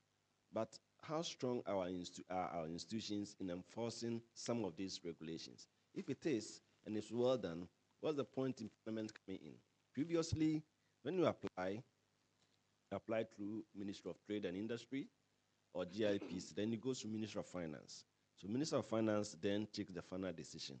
Along the line, they thought there was some abuse and a lot of comments, negative comments about it. So Parliament decided to take over. So now you have to go, after going through all these agencies, go to the Ministry of Finance, they have a desk, it's further processed, signed by the minister, then it goes to Parliament. Yeah, you go through Ministry of Finance, and then it goes to Parliament, and then Parliament takes final decision. By the time it gets there, it's taking so long. They may not have adequate information about the project or the nature of it, and therefore they also start seeking information. And in some instances, you have to go and meet the committee that's responsible. And all this takes forever. In some instances, you have your machine sitting at the port, demurrage is setting in, so you are compelled to take a bank loan. As to whether you get it or not, you can't be sure. So the point is that it's all because of the negative connotation you've given to exemptions. I know that for every system, there could be some abuse. There's no doubt about it. And I'm sure it's the abuse that we've experienced, that's what they are doing. But you don't throw the baby away with the bathwater. So if it is about processes and procedures, can we strengthen it? Can we make it very clear? And can we ensure that we have the right people? If they go wrong, let's sanction them. And if they do right, we reward them. and make the system work because it's very development oriented. So I think we would be interested in a very specific proposal on how we actually strengthen maybe an administrative process of awarding waivers as opposed to just bringing another layer of the legislature, which is actually a very unusual actor in this. I mean, usually the parliament will pass the law that sets out the framework, who gets it, who doesn't, thresholds, all of that. But now Parliament is part of the administration of the waiver system, which is not a usual role for Parliament. So if you think there's a better way to do it, would you please be kind enough to help us with a proposal that you think gets around both the abuses and the current arrangement? Okay, so we will do that. We will do that. Then I also mentioned the land issue, and I think, again, we have to be creative about it. Because major problem, as was mentioned, in the agricultural sector is getting large tract of land to do commercial farming. We are talking value chains. We are talking a lot of the things we talk about. Sometimes it sounds very good when you drive by the roadside and you see piles of oranges going waste. So Ghana, we have so much. But go and put a machine there. Orange of this room can be processed in a day by a machine. So it means we are not producing enough. But for you to produce that volume, you need large tract of land. To do commercial agriculture, that makes sense. So we are relying very much on peasant farming, and therefore they cannot feed our factories. One problem we had with the 1D1F is the consistent, reliable, and regular supply of raw materials to feed the factories. And the kind of agriculture we are doing is good for people's livelihood, at the small peasant level. But that is not the way to go when we want development. And it boils down to the land system. So I know MIDA is trying to do something that gives about 1,000 acres and all that. But we need to have a system that allows or enables businesses to get access to large tract of land. Now, you know how the families are involved in this. For you to get a large, you'll probably be combining three or four villages to get one tract of land. And each of them has its own ownership. What arrangement can a typical private sector person who has investment to do, borrowing money from banks, to be able to put all this together and make it a commercial sense? People are going around looking for investors as partners, equity partners and all that. And when they come, they want to be sure that your documentation on land and other issues is clear. Without it, they won't move forward. So a lot of the reason why we are unable to move some of these projects to the levels we want is boils down to the land. So I'm happy that it's being looked at. I know elsewhere, like Rwanda, where the lands are virtually in the hands of the states. I'm not saying we should do the same here, but I think there can be a hybrid and a creative way to go about it, so that really, if you register a land, there's no encumbrance on it, and you are sure you can do, big ticket business. So for me, that is very important. I'm happy you are taking it up. People can bring more ideas. We'll be happier if you give us a more concrete proposal, because after Mensa Saba and the Aborigines Rights Protection Society, this issue of land has become very difficult, right? So they were unable to do what they wanted to do at the time, and we've lived with, the chiefs and everybody else in control of land, and that's the heritage we have. And it's become now a difficulty for us developmentally. But how do you do it? How do you get the kinds of aggregations of land that you're talking about, cutting across multiple communities, schools, villages, families? And Rwanda doesn't have chiefs, right? It's easier to do these things in countries without chiefs and stool lands, right? And here we have maintained the chieftaincy institution and all of the land issues that come with it. So it's a bit more complicated. I think you are aware of it, but my colleague, Ibrahim Tanko, wants to follow up on that too. Not a question, but just to add up to the complexities that it goes beyond the issue of maybe acquiring title, the issue of tenure and etc., to the added issues of the almost, what word would we use? But just that you are even at the mercy of the whims and caprices of the arbitrariness. That's why you're prof.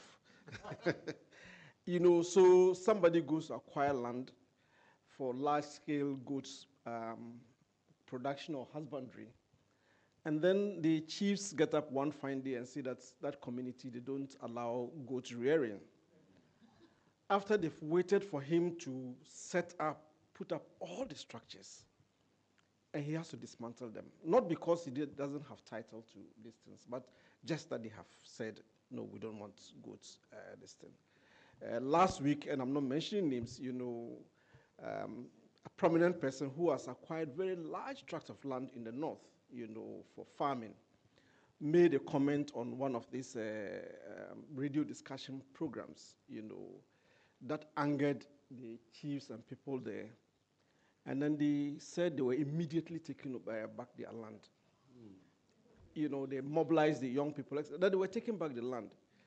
So I understand he's come back on air to apologize for what he said, which had nothing to do with the land, which had nothing to do with the business. So I think this thing about the protection of economic property, I talked about the possibility of an ombudsman, maybe the courts are not doing that. That's beyond the administrative justice, beyond the human rights, that whole thing around economic property, the property, economic distance, that can be protected in ways that, the laws that don't deal with. Thank you. Thank you. I like the appreciation of the complexity, but that's how and why we also need to find a creative way to solve it. So we'll also discuss and bring you a paper on that, but I think we are to solve the problems, because otherwise the problems would be so much that we can't move forward as a nation. So in the midst of the challenges, I think there should be a solution. My last point, I will let you speak after me. The last point I want to make has to do with how to strengthen our regulatory institutions and our government institutions so that their actions would support private sector development. And one area that we see as a problem has to do with the powers that is vested in the president in appointing the board and also appointing the CEO. It may sound administrative, but has serious implications.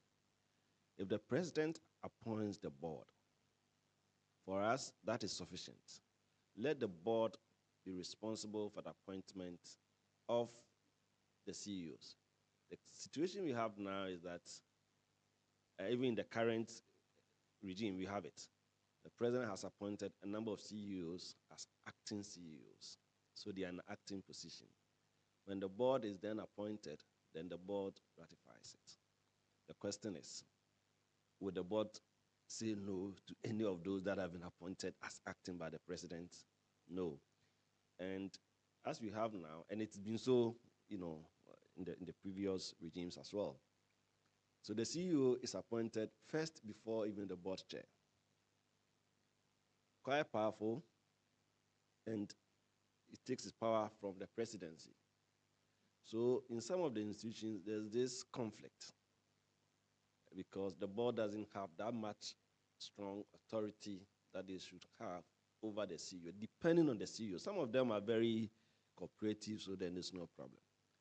But that kind of, and president's business, we all know what it is. He can't come and be supervising individual institutions.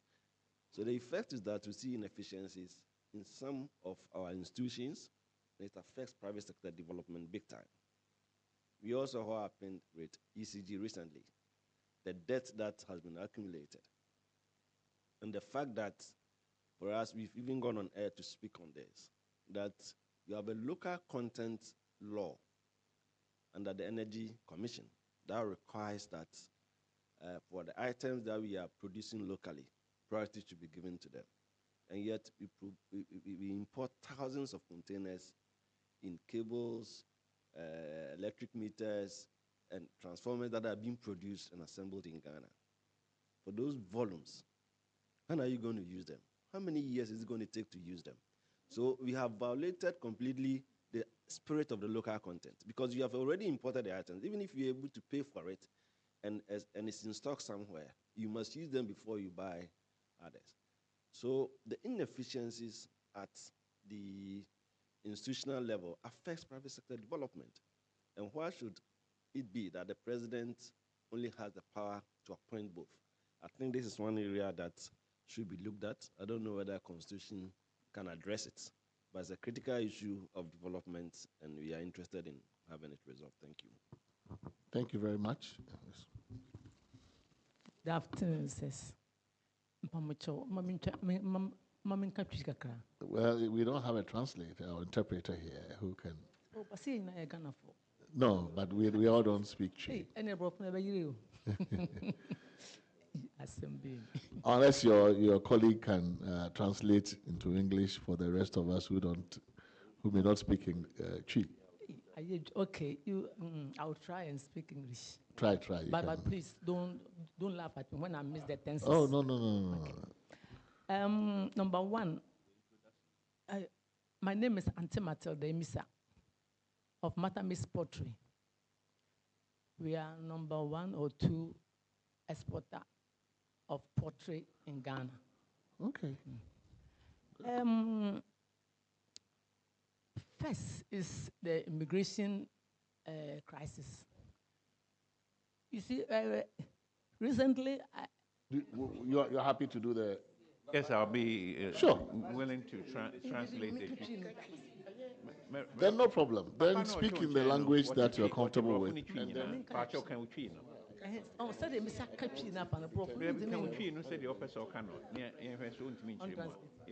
okay, so Professor Kakari, this is right up your. You remember you made this point earlier. So please speak the language you want to speak. I think Nana or Professor Kakari can help you. Thank you. Prof. Now wait, I'm Kadir. No problem.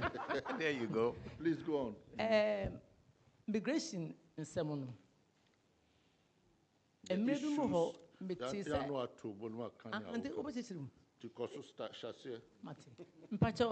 in Semono. Maybe Metisa France. Sao says within 5 hours, no more clear. And before after Ghana, migration.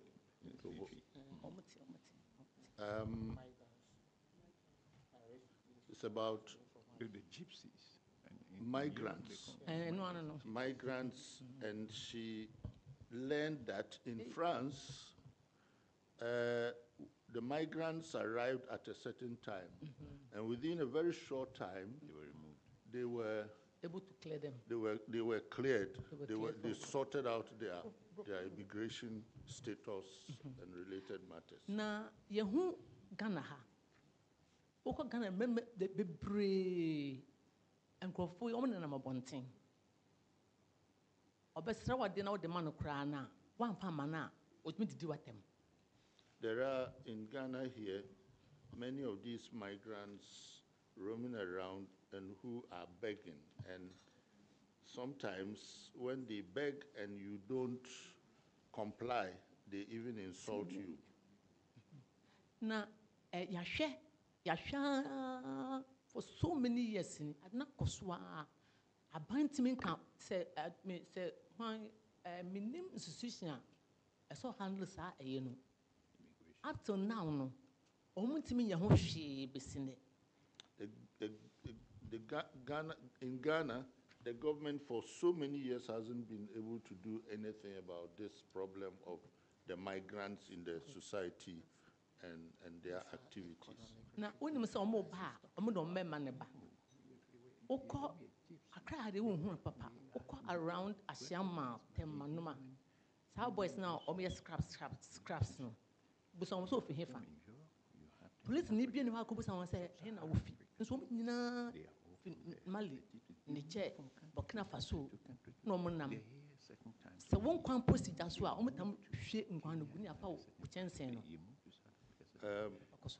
In Accra, you may not encounter the way they behave as well as when they are in communities, excuse me, as well as they are in communities like Ashaman, and they conduct themselves in so many different ways that basically amount to criminality.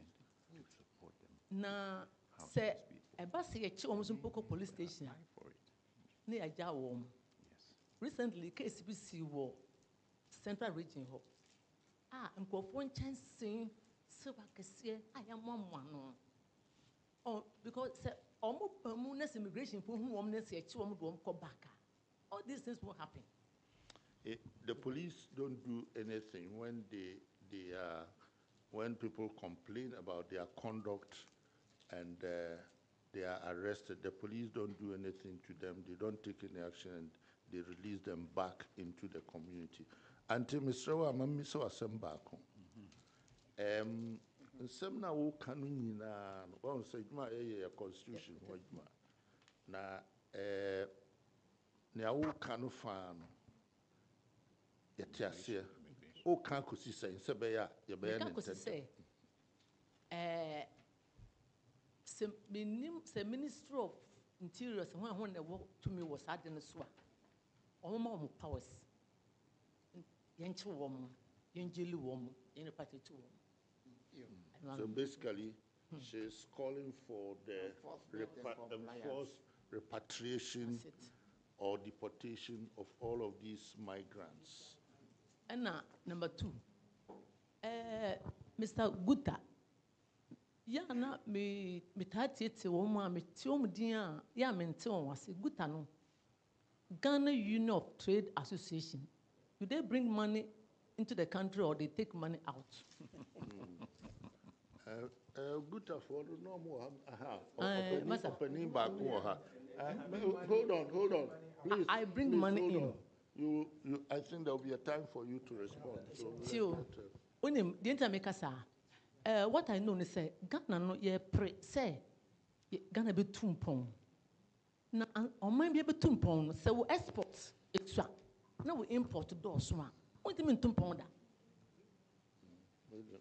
So she first posed a question to Guta.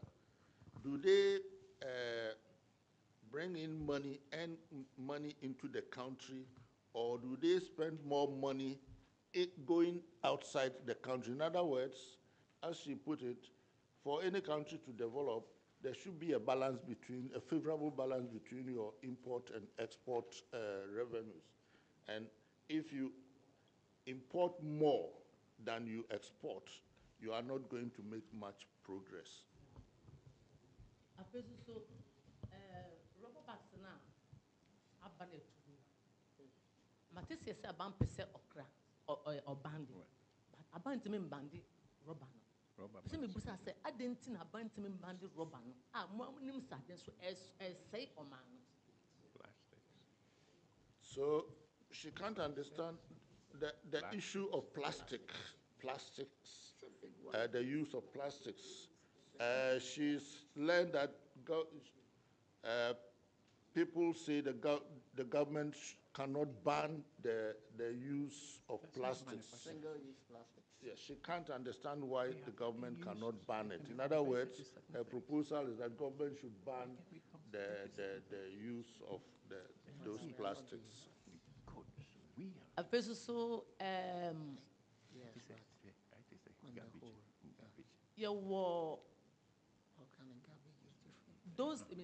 Those days now you export pan.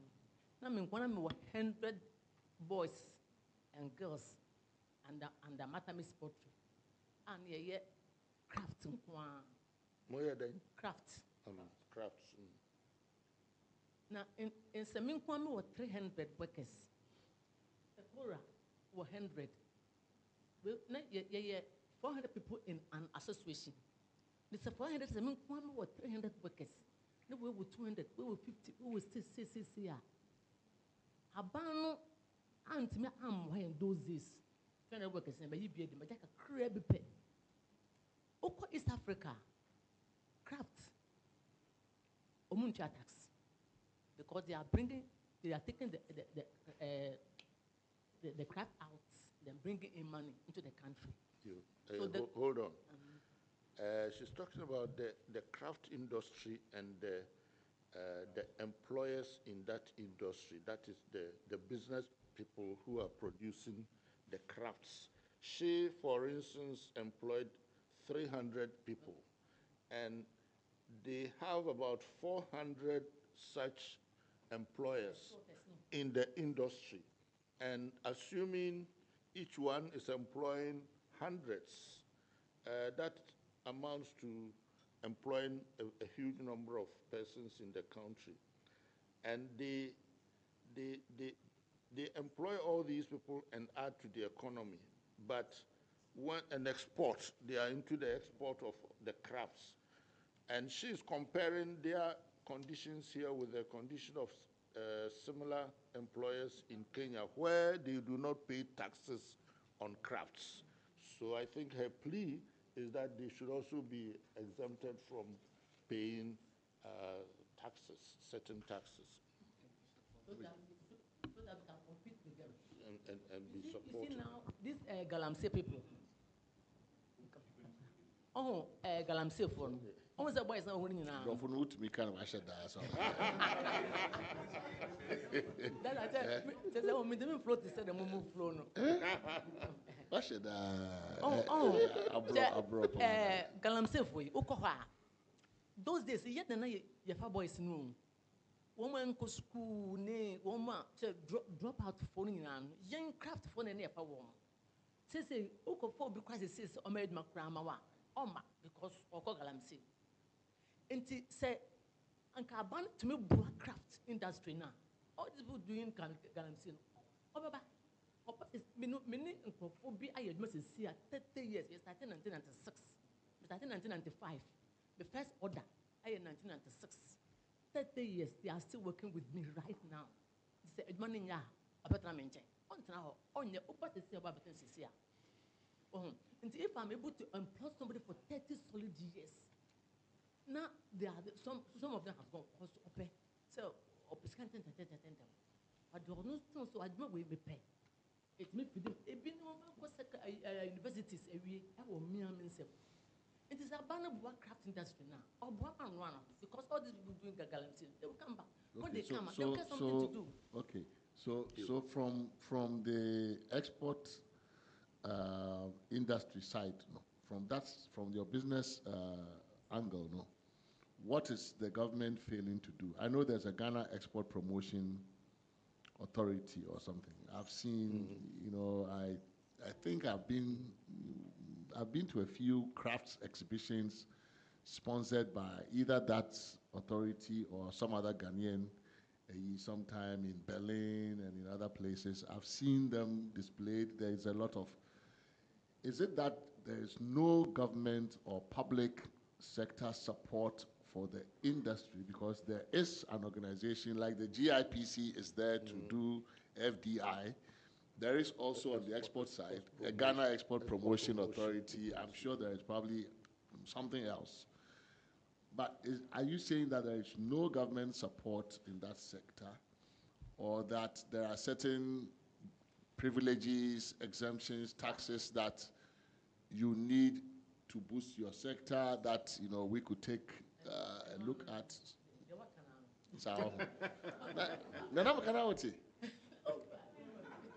Okay. Mimi say, Mimi Hossein. Covet. At the grant we buy for machines. Now you see, Ghana Hanon, anyway, when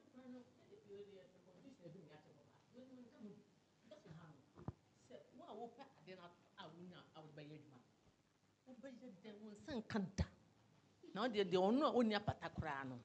Describe a man. That's what I say. Recently, as so when we were having this conversation about waivers, exemptions, I think our mind was mostly on those who are bringing things in, right? And we were thinking about, okay, should those exemptions or waivers be given to those bringing things in for particular sectors that were national priorities. Sir. So would you also then say, sir, for the export sector, Sir. there could also be a similar facility, whether it's an exemption or waiver of some taxes, that favor that section because you are bringing in foreign currency and that kind of stuff. So that we could actually include you if that idea is something that's accepted on the committee, and we have a little bit of an amendment to say Article 1, I think it's 174, where the waiver, the power of waiver is not. Then we could actually say maybe Parliament shall do to encourage certain sectors, export, whatever, then we can include something like that. Maybe, sir.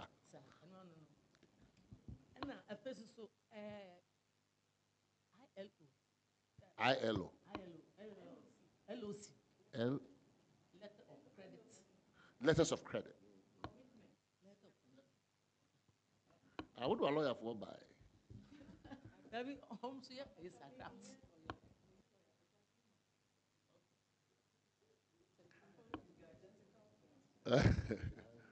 Okay, go ahead. Sorry to interrupt, but what she's talking about is the letter of commitment. It's something introduced by the central bank, I think in 2015 or 2016, essentially for transparency, repatriation of export earnings back into Ghana. But, it's become a monstrosity for us exporters in the sense that it creates serious challenges for the business of exporting. So I'll give you a typical example where if you export, let's say a 20-footer or 40-footer container of, I make handicraft, wooden handicraft, so tables and stools, and she does pottery. So if you export a 40-footer container of products such as that, and they leave the shores of Ghana, you're supposed to do the processing of this letter of commitment with the central bank, but through ICOMS, before you are allowed your next shipment. And for large exporters like us, it's difficult because the nature of the export business is you ship this container out and then you have to wait 90 days before you are paid. And even with that payment, it's going to go through several banks. So the bank outside, the local bank, if you're using a loan facility, which is usually the case for export, it takes even longer than the 90 days. So post shipment delays can come in. But here's the case where you are blocked from export. And we survive on exports, it's seasonal. So we want to do, let's say, 5 or 6 export orders to be profitable. Now, here's the case, you are blocked by the system because you haven't received payment for your order. And you have to now do another order. So for us, it's difficult, but probably those in the perishable commodities, they suffer the brunt of this more. Because then their product starts to ripen and then rot in time. So that's a challenge for us in the export. I'm also in the industry, craft exports. I just wanted to help explain that. Yeah, that's it. And last one. Nansenya sa galamsey fun ekwachi wo na on match and Chinese for ko ya no and the mentiase because say more export to Chinese export industry say me ni papa ko wi ade na so no ye mfan say Togo ni na me Ghana ni ko wi ade a na wo chi me a wo se mama Togo ni ko na me de wo di mbetum ene de emfa ntimpa chaw ena so judges no mumma won ahoden executive powers bia ye do be begina nanim a na fe na ye ko hwehwe na ne case be 3-4 years dabi nipa no wakunu wo hu se wakunu pa oba ya pepe no we enche fa no kotum simple oh wampa learn straight efe na to ho and ye money bill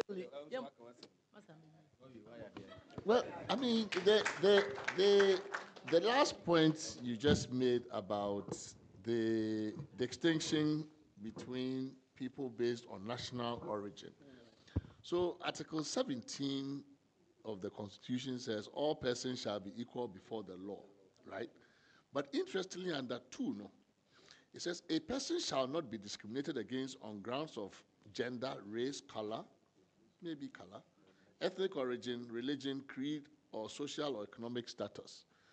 So let's assume that we have this situation and a Ghanaian goes to court to say, for the same offense, prosecuting the Ghanaian and letting go the person of foreign origin violates Article 17.2.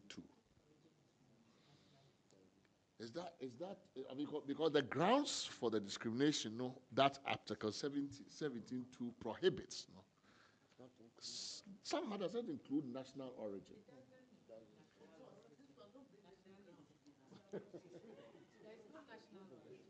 But why doesn't it include national origin? Because it's easier to discriminate. Yeah, but you can always do that. I mean, there are other constitutions that include. No, but then you then qualify it. When you get there, you can say those things. So there are very specific provisions there that take care of that. But there are other constitutions that allow you to use national origin as grounds for discrimination so that you can favor your citizens, right? So it's interesting that in this situation, there may not be actually a constitutional provision that bars the government from doing what it is that they are doing. But it's an interesting way. So, yeah. Mr. Chairman, that issue, does it not sometimes have to do with some particular protocols between between countries that demand that for certain crimes by, let's say, Americans or Britons, they may be tried here, but we know that in some cases the Americans have taken the person there for a jail term or something, but not here.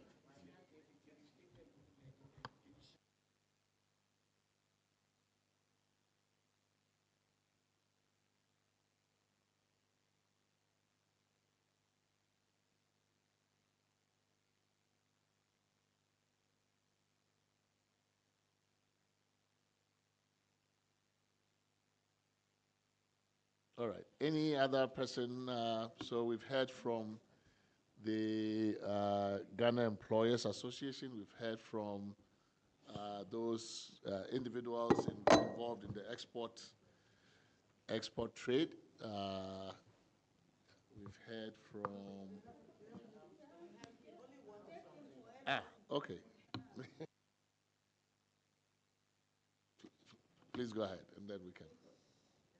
LOC, among other issues. So good afternoon, everyone. My name is Audrey Forson. I run a business called Tikura that makes crafts in the form of, contemporary and modern furniture, and we export a majority of what we make. It's a business my parents started, so I'm essentially her granddaughter. Auntie Matilda is somebody I've known for decades, and she's been an inspiration to me. Essentially, there are a number of areas I want to touch on. She's touched on a lot of them, but I just want to chip in briefly, quickly, so that we can move on. She talked about taxation. Now, taxation is a challenge for us in the industry. I say this because at business level, I have a difficult relationship with GRA.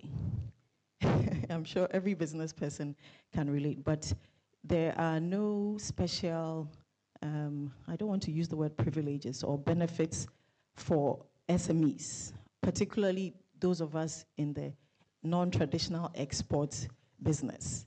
So in the law, in the Constitution, it's stated that any business exporting non-traditional commodities should pay 8% CIT, income tax, company income tax. However, it's not enforced.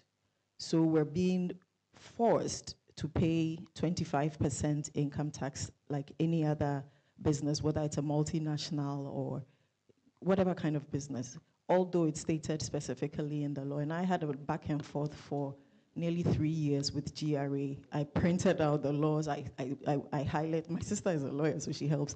I highlighted the aspects of the law, took it to them, but the response was it's their prerogative. So it's difficult to, and that's the challenge we have as lay people in the space of law when we have to interact with some state institutions. So it's difficult for us to benefit from some of these advantages for the kind of businesses that we're operating. And also over the years, we've had a lot of back and forth on how to tax artisans. So the artisanal space is highly unstructured and very difficult to regulate. And GRA leaves the burden of collection of the taxes on us, the business owners. And I don't think this is right in the sense that they're not full-time employees. Most of us here use either casuals or independent contractors because the export business is seasonal.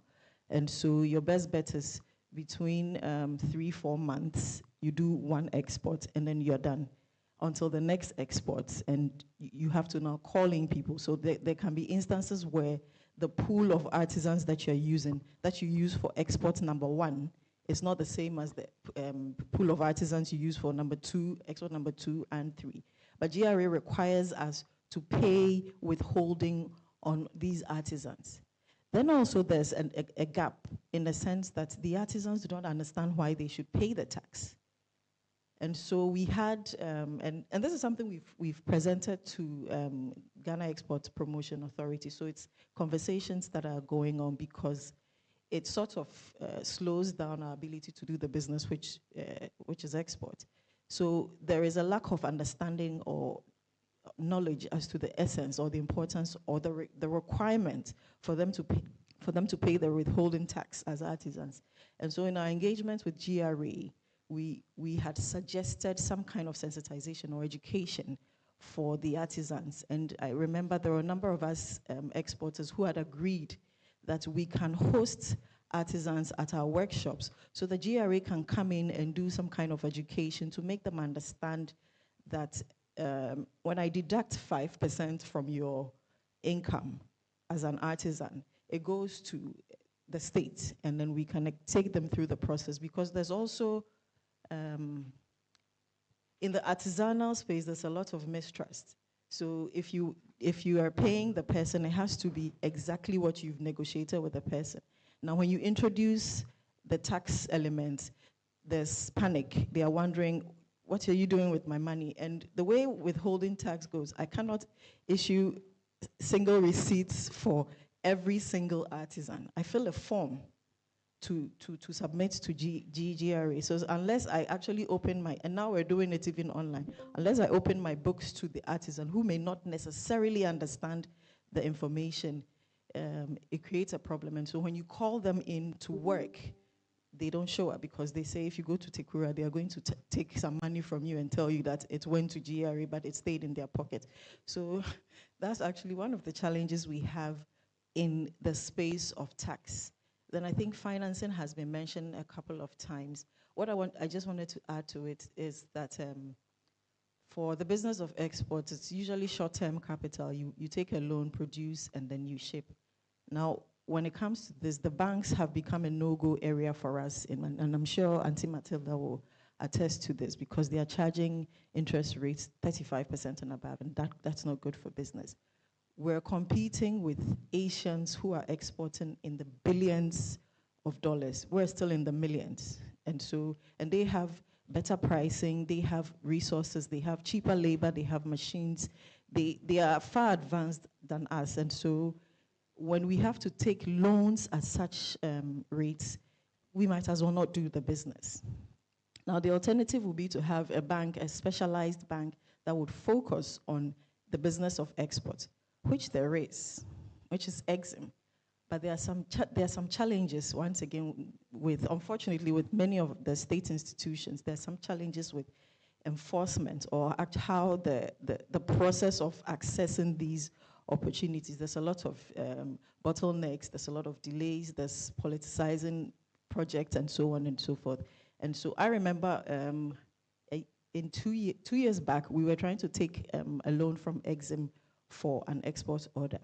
The process and the requirements took so long, we had to go for an alternative source. And by the time Exim was ready to give us the money, we had finished production. We were packaging to ship.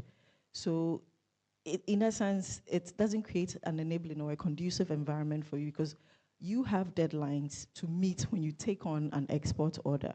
And so if the loan process and requirements eats into your production time, it costs you, in a typical example would be charges, because if you have delays, then they're going to have charges on your order. And those are the agreements that we sign when we take on these orders with the big buyers. So there's very little we can do about that. What is happening is that there are foreign institutions, financial institutions, who are lending at much cheaper rates. But it's not in the interest of the government for us to now go to these foreign institutions who give us a dollar loan at 4% or 5% or 7%, and then they gain, and the state doesn't even have, like, the institutions getting the export go through their bank for that benefit. So that's one of the challenges. Then I wanted to touch on market access. For us exporters, with the new government taking over in the US, we're a bit challenged because there are tariffs on Ghana as well. And we export 80% of what we do to the US. So this is a huge setback, because that will mean that our buyers would now expect us to lower our already low prices. And we're exporting products for as low as $15, $20, because the market is competitive. So it's if you want to have container size exports, that's how low you probably have to go.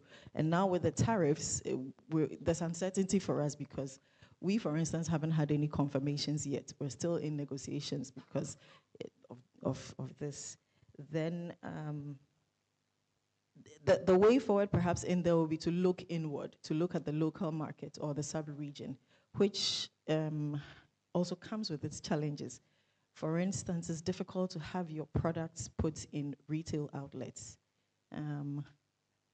There's no policy that I'm aware of that forces the retail space to have Ghana brands or Ghana products in the stores, as in the first product you see.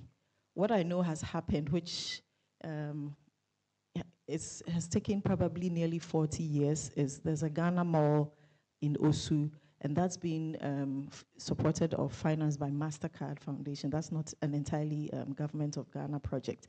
So they have set up a mall that essentially offers Ghanaian brands or Ghanaian products, which will fall under export product, because the products we make are global. So it's canned, dried mangoes or pots or furniture or candles.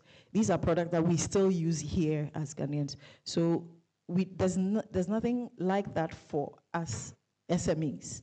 So that if you go to a furniture retail outlet, you have to more or less negotiate on your own, and the chances of you having your products in there are very low, because they also have brands they are representing.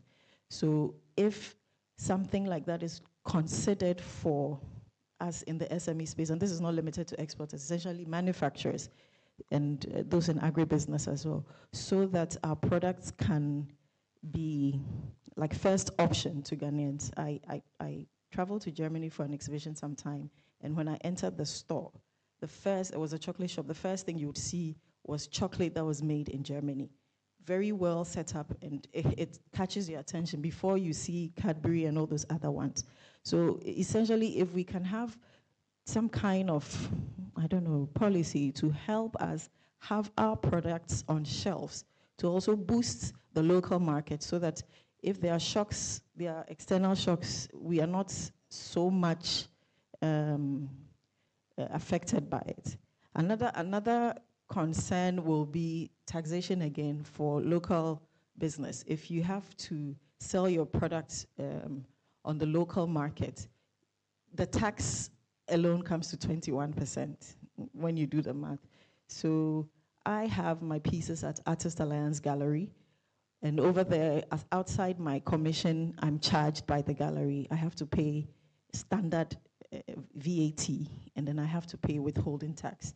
And just as she said, elsewhere, spaces, the art and craft spaces are tax exempt because they want to encourage growth, and it's one of the ways we can actually promote tourism and increase foreign exchange. When you say they are tax exempt, is the exemption on the income, or is it on, I mean? So it varies, and I'm not the person to decide how it should be. But for instance, VAT is hard on us because then it makes it difficult to compete locally. So we SMEs, we've come a long way from improving our packaging to improving our products and so on and so forth. We are at the point where we are becoming too expensive for the average Ghanaian. So you see beautiful products made here in Ghana, but it's the price is so high, and there's nothing you can do about it because 21% of it will go to the tax, would be taken out as tax. And when you take that out, whatever is left is your margins, your commissions, and your cost of production. So it makes it very difficult to focus your business on the local market, which is a huge potential. Then quickly, she touched on Galamsey, and I want to just expatiate. We have a challenge. We use waste wood in the forest ecosystem. And so, for instance, when the timber merchants are done with the logging and the exporting it, we go in to gather offcuts and then turn them into the stools and so on and so forth.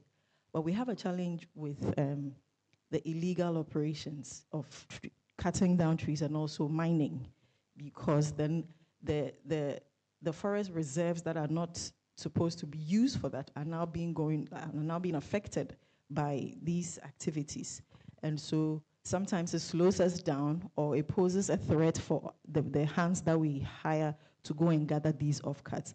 They have to work within a certain number of hours for their safety, or they cannot go there at all until they have, we don't get clearance sometimes from the Forestry Commission that this place is okay for you to go. So the illegal mining and timber operations poses a threat to us in that sense. Accessing our raw material becomes a challenge.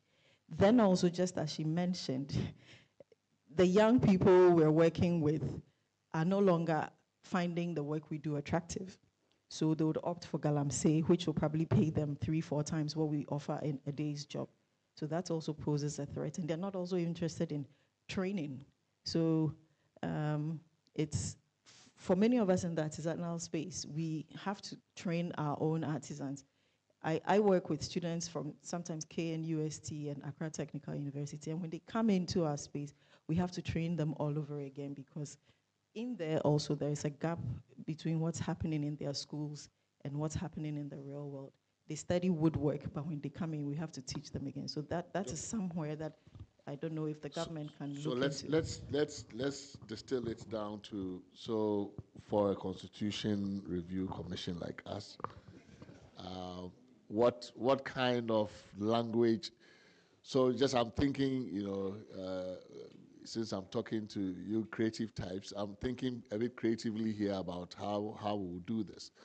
So let's say affirmative action, right? What you're asking, what I'm hearing actually around the table is a certain affirmative action for Ghanaian business, right? We tend to think of affirmative action for, women, vulnerable groups, and the like.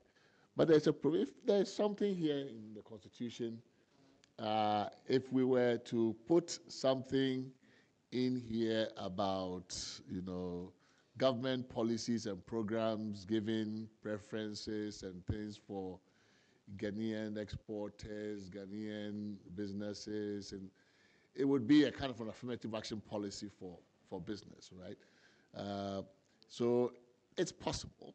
I think it's possible to find language here that gives you some leg up that you can then stand on to negotiate for better deals from the state. But I think ultimately, that language only becomes like an entry point for you to then say that, look, under the Constitution, you have either the power or an obligation to actually help Ghanaian businesses survive, sustain, compete And on the basis of that, we need policies or laws that further that goal, right? Because around the table, I think that's essentially what everybody is saying, that Ghanaian businesses are in a different kind of space competitively, and that the state appears to have just left you guys to fend for yourselves, or sometimes has become an obstacle, actually, in the way of making sure that you can survive. So if we could find a place in the Constitution to give you something that looks like a leg up, it would not be a bad idea. Abner, do you want to specifically weigh in on that? Yeah, thank you. Takura is a fabulous brand, and I really say everyone just go and buy some. I've just been showing pictures of the products. When are they going to get listed on your stock exchange? She talked about financing, right? But if government is borrowing at 30%, my name is Abna Moa, MD of the Ghana Stock Exchange. If our government in January was borrowing at 30%, who are we, the private sector? So it's very, very uncompetitive. It's hard doing business here. When your only source of financing, unlike a foreign investor, is what we have here, it's tough. So I don't know if it's the Constitution, but Ghanaian businesses need a leg up. We see how GIPC has become an advocate for foreign investors and negotiates all the best legal provisions for foreign investors. What's the equivalent agency for a Ghanaian investor? We talk about GEPA. GEPA is not about a Ghanaian investor. It's an export promotion agency for everyone. So what is that institution that is seriously advocating for a framework that supports Ghanaian businesses in their employment creation, in their wealth creation goals? They are on their own. And I think if we don't deal with this matter, we're in trouble. So I support many of the things that they've said. And I think a lot of the things we are hearing is about how unfair our tax system or our tax administration is. And so the response to that is for Parliament to ensure a tax framework or tax laws, comprehensive tax laws that are aligned with our economic development priorities, as well as Ghanaian ownership of businesses. And so that framework, I don't think should be determined by the Constitution, but the Constitution must insist that whatever framework is in place must prioritize things that are owned by Ghanaians, things that have local ownership. There are many countries you can't go and set up 100% owned business. There are many developing countries you don't show up and say, I've registered, I'm the only 100% owner, and I can do any business, even if the minimum capital is 1,000 cedis, right? You can do that for a certain size, but the framework, I think, must prioritize national, local ownership, as well as economic development areas. And then we leave it out of the Constitution for, if it's GRA that has to come up with that framework, then a comprehensive GRA law that Parliament passes. But I think too many of our tax benefits are geared towards what we think are large producers, where there is hardly any local ownership. I'll give an example of our mining sector. They get a lot of tax incentives. I think competitively, when you look at Africa, gold mining is considered in terms of the fiscal framework or tax incentives, one of the more attractive countries for natural resources.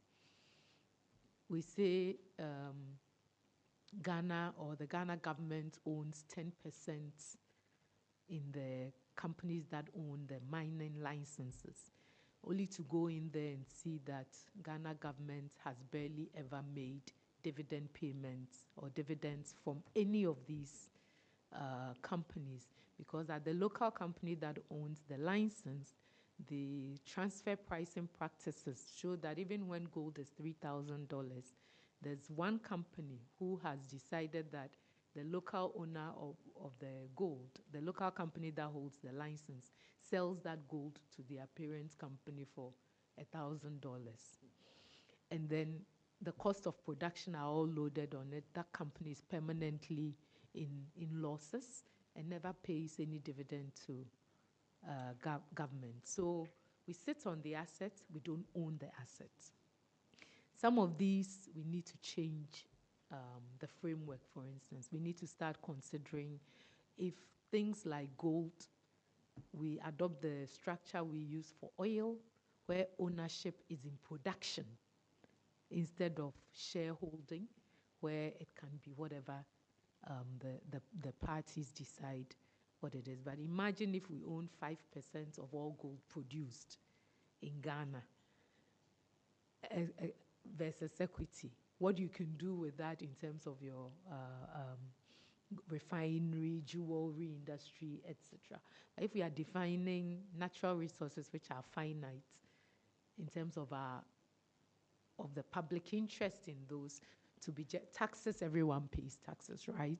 But what do we actually own of the assets? And so I think the private sector needs the Ghanaian private sector, often we call them the SME space or the SMEs, they need a leg up. They need some protection under our constitution because they retain their profits here, they are part of the community, and foreign investment is important, it's critical. But foreign investors even want to come where the domestic base is strong. And if we don't protect our own, if we don't encourage our own, we won't get to the level of much bigger investors globally. Thank you. And then, sorry, Chair, sure. One final thing that I've just come from the Ghana CEO Network, and just to re-emphasize the key points the AGI made about defining who the president hires and fires versus who are regular staff or public servants at an organization. There's one organization now, you go on the website, CEO, deputy CEO, plus 12 of the management team. None of them are there anymore. They are public service institution serving public interest, and not the head of HR, not the finance, everyone is gone. And it's expensive for the private sector. It's really, really, really expensive for the private sector. So maybe this is one of, I don't know if the Constitution addresses it, but the appointment, if the president has appointing authority of 200 people, let's identify who those 200 people are, and we know they go and come at whatever. But for continuity, for the operational delivery of a service, it can't be what we are seeing now. What we are seeing now is dangerous. The private sector, domestic is not happy, international is not happy. And if the Constitution is about making a Ghanaian happy, prosperous, and stronger,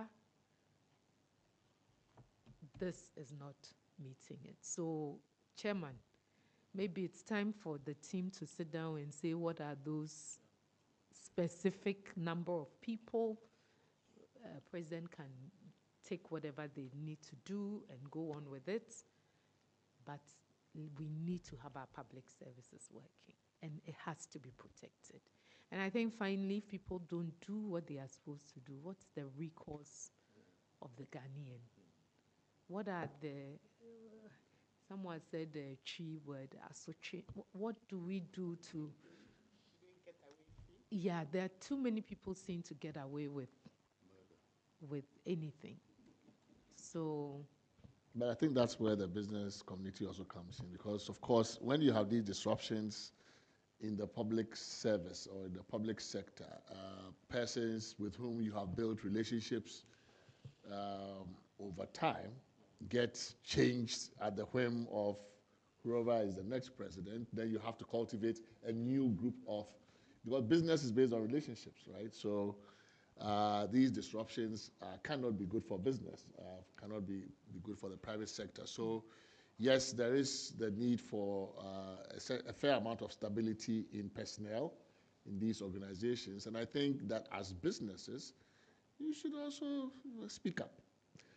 Because some of these things, people think it's just private sector, it's just the politicians, it's just political parties are the only ones protesting, trying to keep their people in, right? But actually there's a huge cost that all of us are paying for these kinds of convulsions that take place between regimes when there are regime changes. And like I say, it doesn't really help anybody. If you get up tomorrow morning, you go to a government regulatory, whether it's a regulatory organization or commercial or service provider, and everybody you know from CEO to PRO is gone, and you have to deal with a new set of people who are coming with their own, they don't have institutional memory, they don't even remember the transaction you had with their, it's costly, right?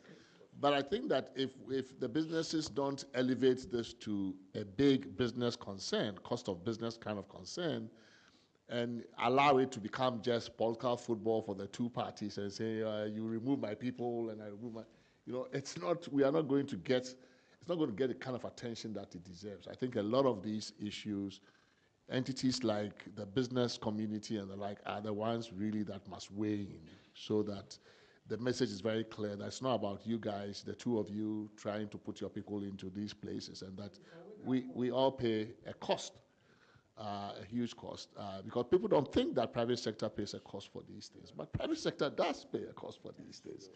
And so I hear you very loud and clear. It's something that has repeatedly been brought before this committee, this issue of the appointments in the public sector. And you're right. I mean, below which level must the president not go, right? Board, sure.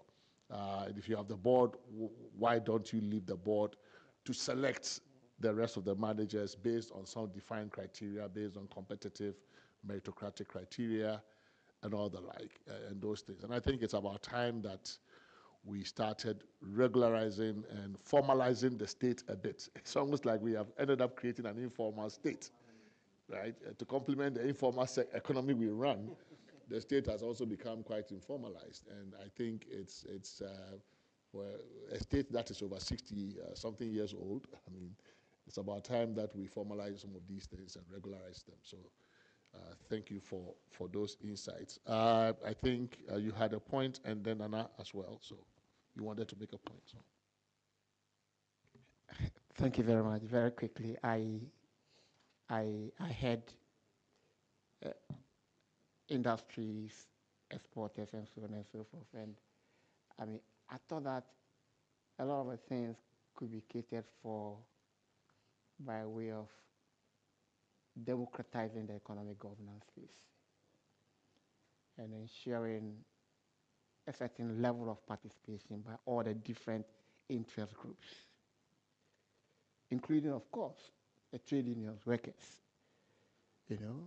And so, for example, we have NDPC.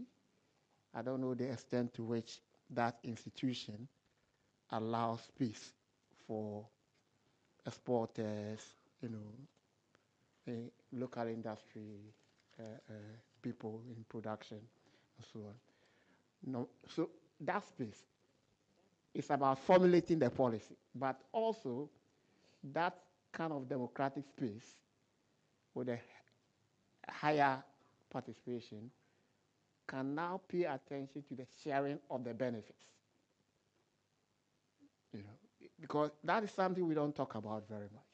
Now, I was reading something 3 days ago about some lithium mining company and how, indeed, they did not live up to the conditions for getting a lease. You know, may have happened in 2023. Now, what I was interested in is what the condition about environmental and social impact assessment. And given where I come from, the social impact assessment elements are very limited. But even more related to that are the economic impact assessment that we have as of now. And then, of course, the institutions that are doing them, I'm not quite sure, I think it's in the hub of EPA, I'm not quite sure how EPA alone is democracy. How EPA alone can do that whole assessment. It can't embody the entire spectrum of competencies. Related to that is something about a delicate one.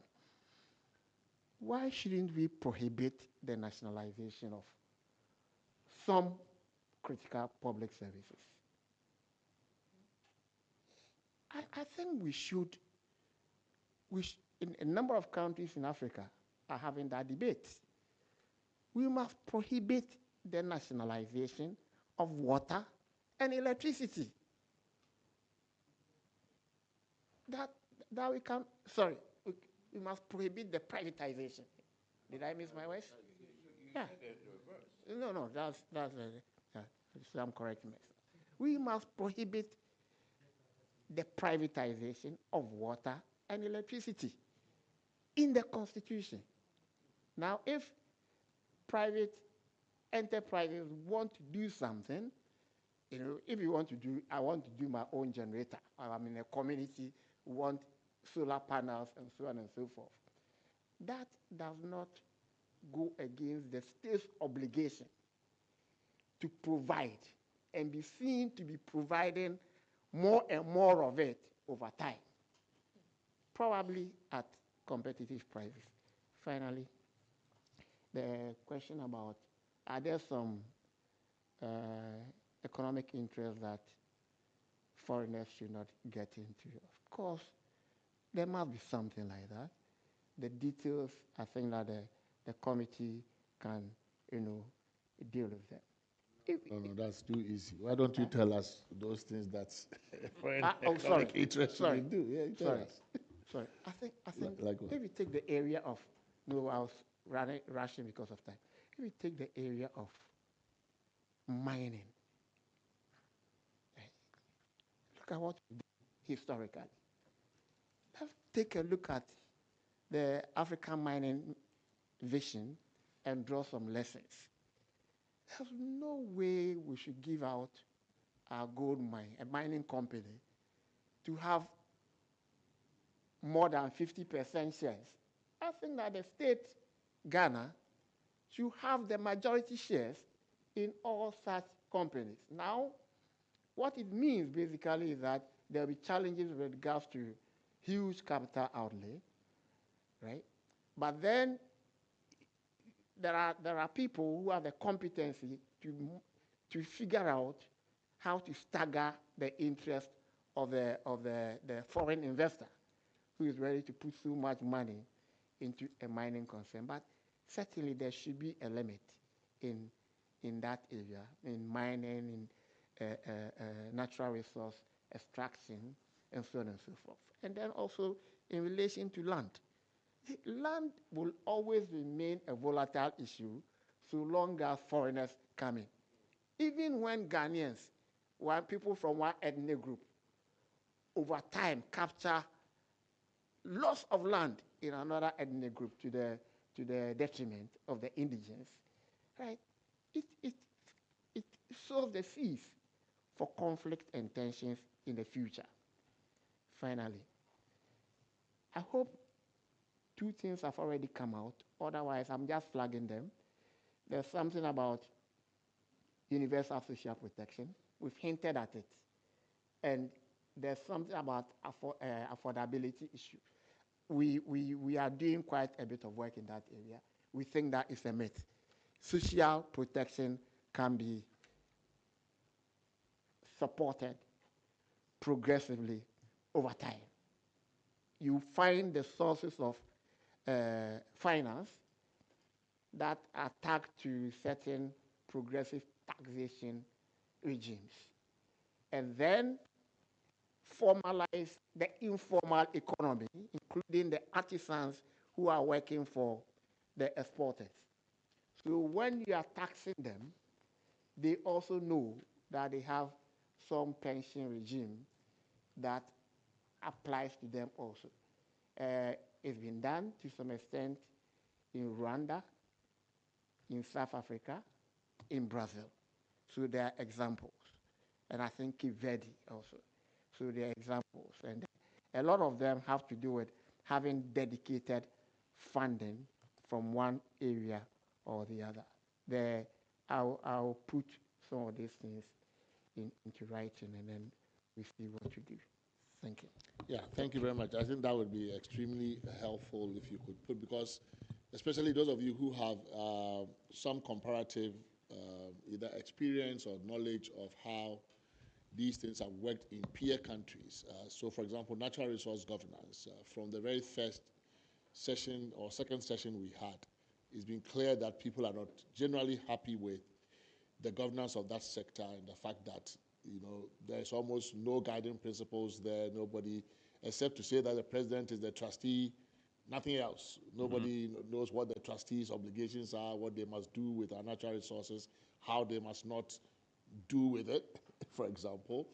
So, you know, mention has been made of this Africa Mining Vision. I think somebody sent me a copy. If there are some countries that are doing it, are getting it right, whether it's Botswana or whatever country it is, and you can help us with, you know, it doesn't have to be in the constitution in that country, it could be in a statute, but if it's in the statute and it's useful for us in the constitution, we could take a look at it. But so help us with those kinds of models that you are interested in. The point you made about the democratization of the policy-making space and process is actually very critical. It's a gap here that I think other constitutions have cured. The Kenyan constitution, borrowing from South Africa, now have a right to public participation that obligates policy-making bodies, begin with the legislature, to actually consult particular stakeholder groups and communities who will be affected by legislation when they are making them. Right? And it's an obligation the courts have enforced. In South Africa, some laws have been thrown out because they failed the public participation requirement. Kenya too has done that. Right? Because otherwise, then we are here limited only to elections as the only way when Ghanaians can have voice. Where we get consulted is at the grace of the legislature. So every now and then you get a call, oh, CSO, there's this, can you guys bring something? By the time you get it a day before the meetings, you have no time to even think. But where there's an obligation for public participation in the making of the policy or the law, then it is actually mandatory that you do it. So some of these ideas, I think, are helpful because we really do need to widen the policy space for more voices to get in and for more input from stakeholders like you when these laws are being made. You know, because if that were the case, you guys have enough power politically that you should be able to have that power reflect in the policies that come out. But it's because somehow they make policy on the blind side of the affected communities. You know, you are sitting there, next day there's a gold board. You don't know whether, you know, you just heard it on radio. You know, so yeah, so some of these things, I think, if we had a right to public participation that was actually robustly enforced, it would be different. Thank you, Mr. Chair. Can I go on? Yes, and after you, I think we haven't heard from the two persons on the extreme right, which is like the MAGA people, the far right. Mr. Chair, when I presented, there were a couple of questions that were raised, especially on the business community. The key point that listening to across an ombudsman to be written into the Constitution to protect the interests of indigenous private sector businesses. Very critical. Have the resources to participate in the stock exchange or in the different arenas, the domestic players are frozen the lucrative businesses, especially the minerals and other natural assets of the state. We had previously envisaged the state to protect the indigenous businesses, but the state, for political reasons, from one time to the other, had not been able to do that. So we think creation of a public sector institution of an ombudsman to protect the interests of domestic indigenous private sector is critical. We need that. There were talk about the tax exemptions that I made a mention of beginning, that people are bringing the equipment to do business and all. While we're talking about tax exemption, it's not for the indigenous critical small potatoes. We're talking about big players that GIPC brings into the country. And I mentioned one specific that I have all documentation, that they have 90 million tax exemption to create 60 jobs. Yes. So these are the things that we're talking about, not for the private sector to create a little buff root or pampas or something. No, that's not what we're talking about. That Mr. Akwabwa indicated that they're coming to use that for production. No, that's not what we're talking about. We're talking about GIPs enticing businesses overseas with a tax exemption mandate, which the government signs. It goes to Parliament on the blind side of the public, and the Parliament also acquiesces and signs on. Those are the tax exemptions we're talking about. I'm very available to you, Mr. Chairman, to bring some documentation when you guys doing the final. I like the Mr. President better. You and I have a conversation later on. The kind of appointments, plurality, authority of the president should be looked at critically. We don't think one single person should have that authority, blanket authority to do A to Z. In some of these public institutions, the Constitution or the acts that establish them outline the various parties that are going to sit on the board, so that the president cannot usurp it. But then they bring people under the cluster of these acts, and then they appoint the CEO before they appoint the board. So the board comes in, the CEO is already in business and doing wonderful things, basically because of the act. But there's various acts that outline public institutions who can sit on their boards. So I think that you should take a look at those and how the president usurp the authority of those acts to do what they want to do. I mean, part of the challenge here, and maybe you can help us in formulating this. I've seen one proposal, I think it's from the Institute of Directors, and they recognize that, look, some of these, we're talking about state enterprises, right? Yes. Which are currently actually not in the Constitution. In other words, they're not covered because they are commercial entities. And we're thinking that maybe it's appropriate, given the volumes of resources that pass through those entities, and their big impact on the economy, that they should be regulated in the Constitution. But precisely because of that, precisely because of the huge economic significance of Cocoa Board, GMPC, I mean, how those institutions are managed, can cause significant damage, dislocations in the economy. Sir. So no government wants to essentially just say, oh, who is the CEO? We should just leave it to somebody, right? So there is that challenge you have to grapple with, that yes, every government would want to have a say-so in the kinds of people that manage Cocoa Board, GMPC, all these big economic hitters in our system. The problem is, how do we balance, right? How do we ensure that we have a recruitment and selection process that balances a government's interest in getting the right caliber of people to run this, right? Against all of the other considerations we have, meritocracy, competition, all of these things, right? I think the IOD proposal had something, I haven't looked at it in some weeks now, but it had something like, well, yeah, the government, of course, the president must appoint, but the appointment may be in the recruitment stage, in the advertising stage. The president is also free to throw in some people to be part of the competition. And then they have all these different criteria that the president must be comfortable with because they are the ones who are responsible. If you have a cocoa board boss that messes up cocoa board, I mean, politically the president is the one that pays the price, right? So how do we ensure that because the president is politically accountable through elections, that they also have the right kind of interest in ensuring that, because it's not just any private enterprise, so you can't use a simple private enterprise model of choosing a CEO for choosing any of these enterprises. How do we grapple with that particular issue? We think that the president should have the prerogative of appointment, but that appointment should be reviewed by a review committee looking at the competence and capacities of the candidates that are being selected to base upon the impact of that institution on the economy. You take Cocoa Board.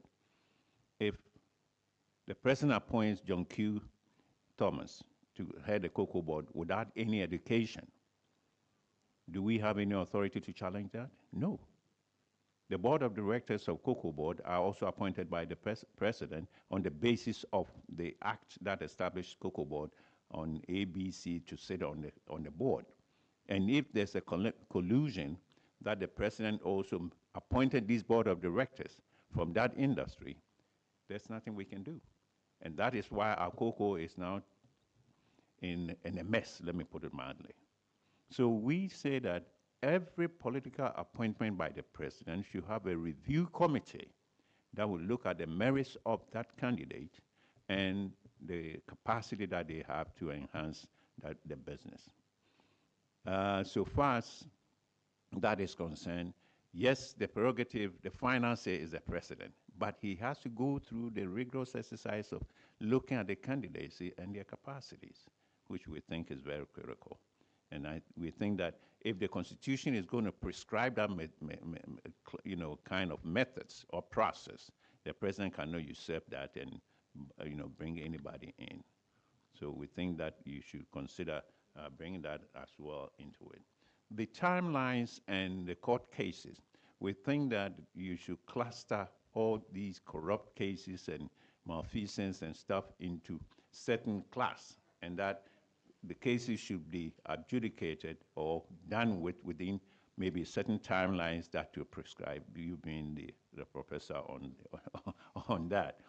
So at least the case are not going to hang around in court where you're also allowing private sector to bring cases now. If we look at private sector having an interest in bringing the case, they don't have the resources to hang in the court process for 5 years, 7 years, that is going to take for that. So we think that cases should be clustered, and then those with political, linings, definitely there should be a swift reaction to it. And we think that definitely the Supreme Court, number of Supreme Court justices should be limited by the Constitution. And the appointment process, we all witnesses of what is going on now, should be limited to that. No interference and no kind of coercion or whatever should be prescribed outside of the Constitution. The U.S. Constitution, you and I know, limits the judges. Not a very good model these days. Yeah, these days, because your good friend is messing around with it. But if you more go like back yours, yes, go back to A.B. Fortas and others previously that we know, that is a model that we could have. So I think that you have the benefit of prescribing certain limitations as to the interference in the court system, and the swiftness of adjudication is very critical, when we do. But one other area, the private sector. I think we want to be a bit efficient in the time so that we can hear the voices of Then I think everything. Two participants, and then we'll come back here, the balance of time between you and Abna. All right. So let's take the ball and roll with it over there. Because you have my paper already.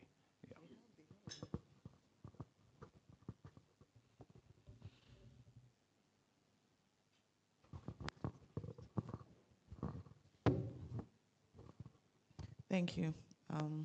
My name is Franca Maria Ando. I'm the CEO and founder of Josie's Kappa Cappuccino in the airport area. It's a cafe. It's been in existence for almost 30 years and listed as one of the leading cafes in Africa. I also have a foundation for the deaf community called Most Deaf Foundation. And I also have an art space called Antique Lemonade Art Space, where we support and encourage young creatives.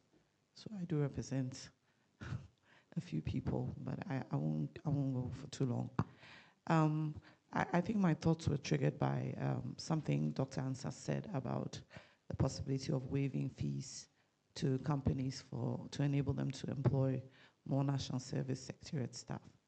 And I was thinking about currently, as we're interviewing, I hear a lot of the young, predominantly women because of the industry I'm in, talking about wanting to go back to school and not being able to go back to school due to lack of funds, or maybe needing to do a reset of one paper or the other, not having the funding to do that.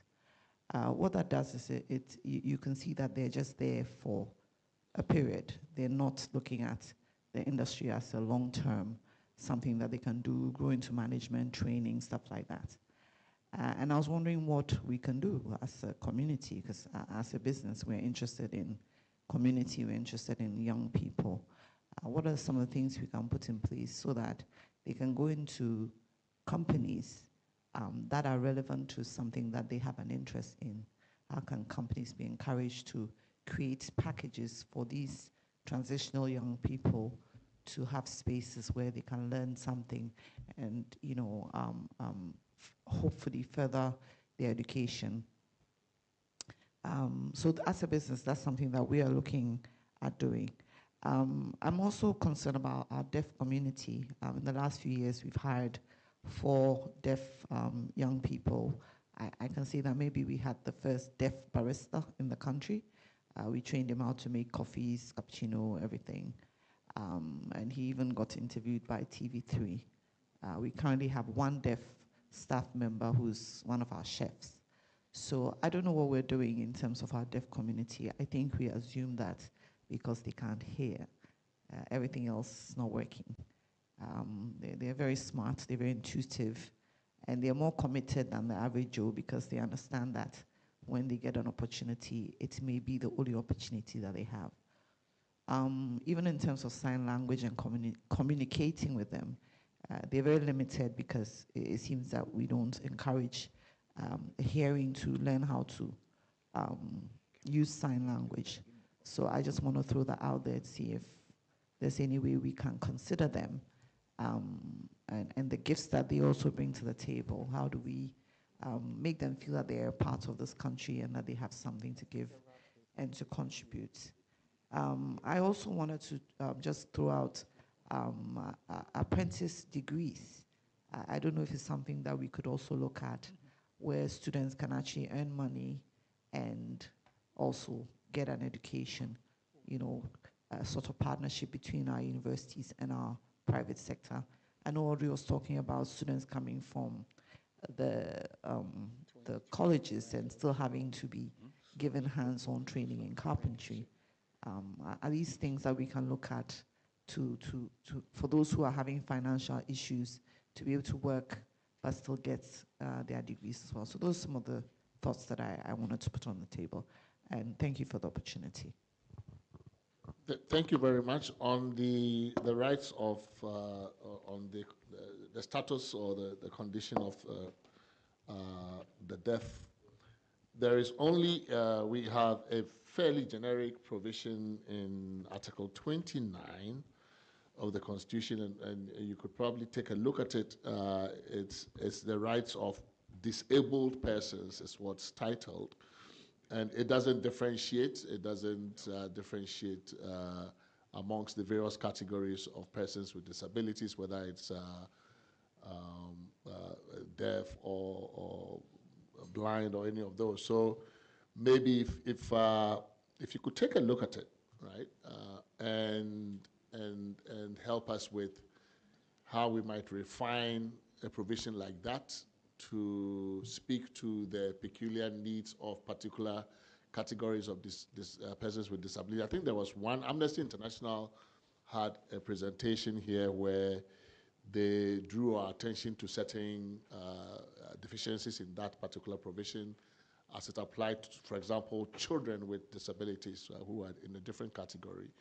And so it would be helpful if based on where your experiences and where you're focusing, if a provision like that could be fleshed out a little better so that we can actually address peculiar needs of particular persons. But thank you for your presentation, the apprenticeship issues and all of those, youth in transition between, I mean, we haven't captured a lot of things in the Constitution, but I think, it's an interesting, you've had some interesting ideas out here that we can take a look at.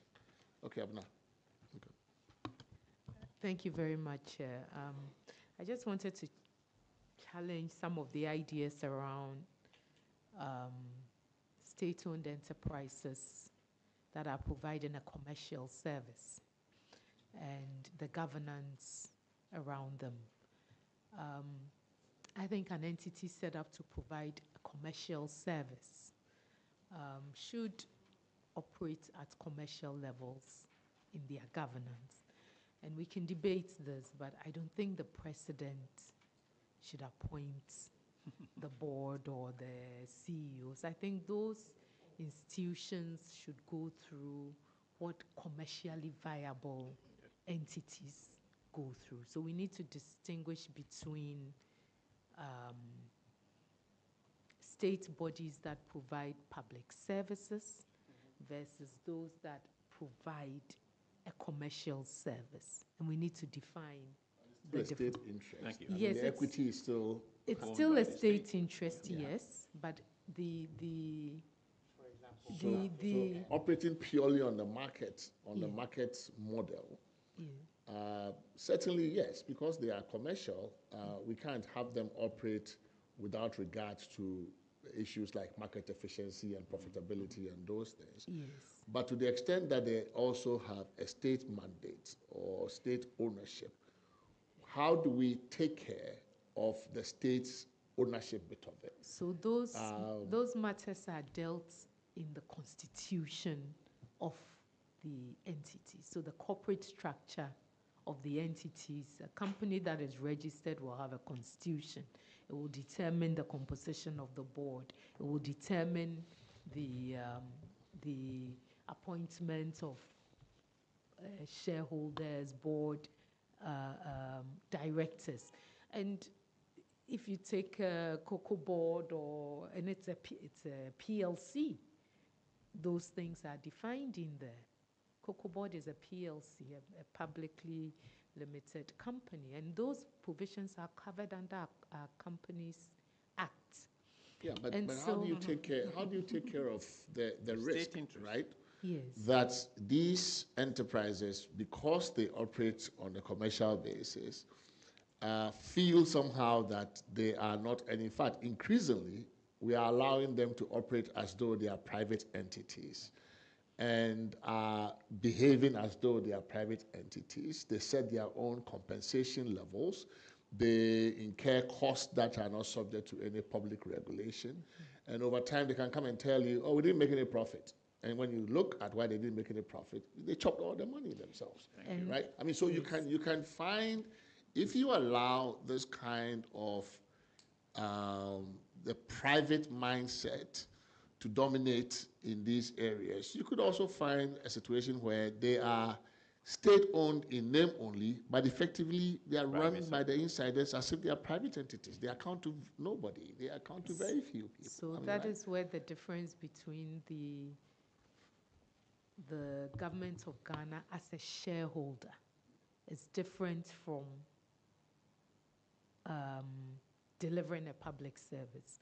No shareholder sits and watches their investments go away. And there are provisions, if they are set up in a certain corporate structure, under our Companies Act, that even the directors can go to jail for not operating to or meeting their fiduciary activities or meeting their fiduciary responsibilities. And so for me, those are key things. We need to really look at what is our role as a shareholder versus what is our role of delivering a public good or a public service. And that's why when we say we shouldn't privatize certain activities, or what was the word you said? Privatize certain commercial service. We used to say that telecoms was it was a state-delivered service, that being able to talk on the phone was a state-delivered service. We had Ghana Telecom, right? And here we sit today, and thanks to the private sector, who are driven to provide a service, through policy, the service is nationwide. There's a differentiation in maybe what someone pays at a low level. There's a differentiation in what someone pays in a higher level. So I think that there are commercial services. Whether we think ECG is or delivering electricity is something only the state has to do. And therefore, we should never privatize ECG.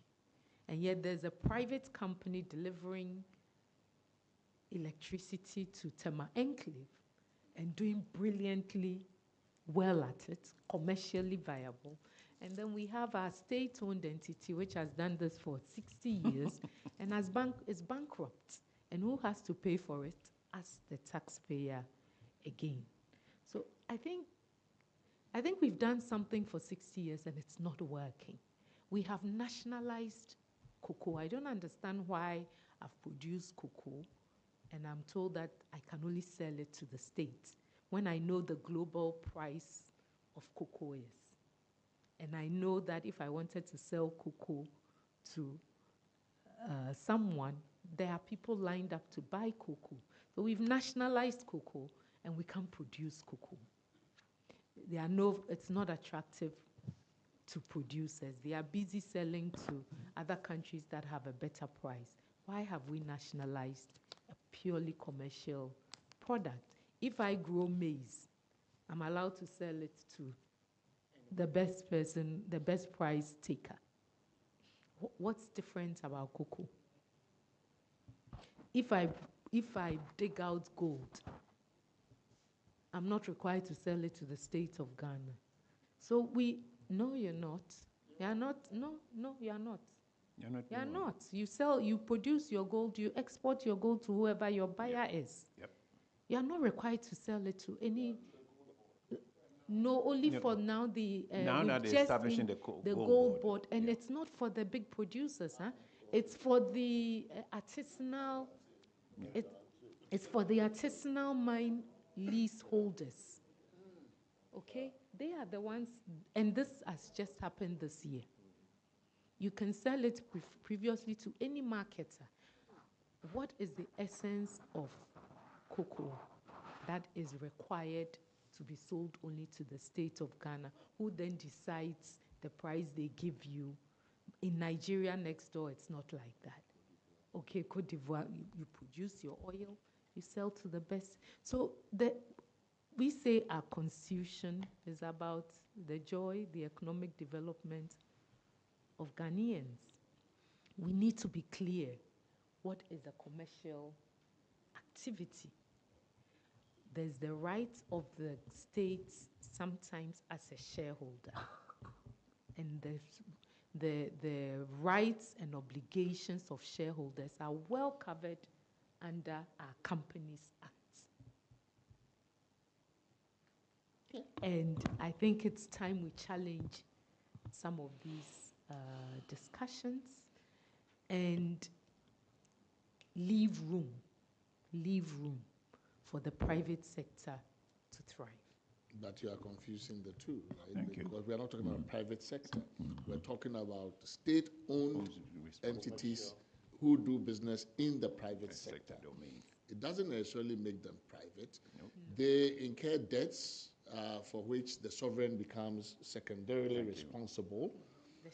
Their balance sheets, so ultimately a number of these enterprises, because we've actually sometimes allowed form to trump substance, we've let them operate as if they are private entities, and they've caused us enormous economic damage. So I think the balance that one is looking for is not to say that merely because they are commercial, we just let them go and operate like a Casapreco because they are in the business of making booze. So you are in distilleries, so go and behave like your Casapreco. And on the other hand, because you are owned by the government, therefore, let us just, bind you with all these rules. But there's some middle of the road where, to the extent that we are risking scarce public money to set you up as shareholder, that accountability framework has to respond to that role that we are playing as a public or as a state. And so we cannot treat you entirely like we would treat a private entity. So what's the appropriate balance? And I think that is where we have been unable so far after all these years to really to draw the appropriate balance. Many of these enterprises operate with, they don't pay dividends. They don't, they basically become, almost like a private entity, except that it's private benefit, social cost, more or less. Yeah. Ghana Airways operated for a long time as if it belonged to the crew and the people who, and I lived in Washington, you take Ghana Airways and sometimes you, the paying passenger, there's no room in the cargo for your luggage because the staff are taking up the cargo space for themselves, right? So at some point it collapsed. Yeah. We don't know even why it collapsed. Nobody told us why Ghana Airways collapsed. So there are concerns there about return on public investment and how the accountability framework must operate.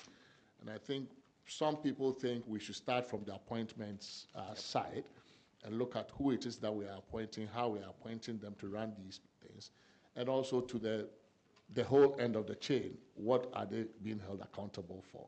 So I think it's a fair conversation to have, but I agree with you that these old models and binary things like we can't privatize this, we can't privatize that, I'm not that ideological about these things, and I agree that we should free ourselves of some of those, kinds of mindset. But I think there's a legitimate question about the state. No, I agree with those that are not being accountable, and that's why I think the institution of SIGA, the State Interest and Governance Authority, is important.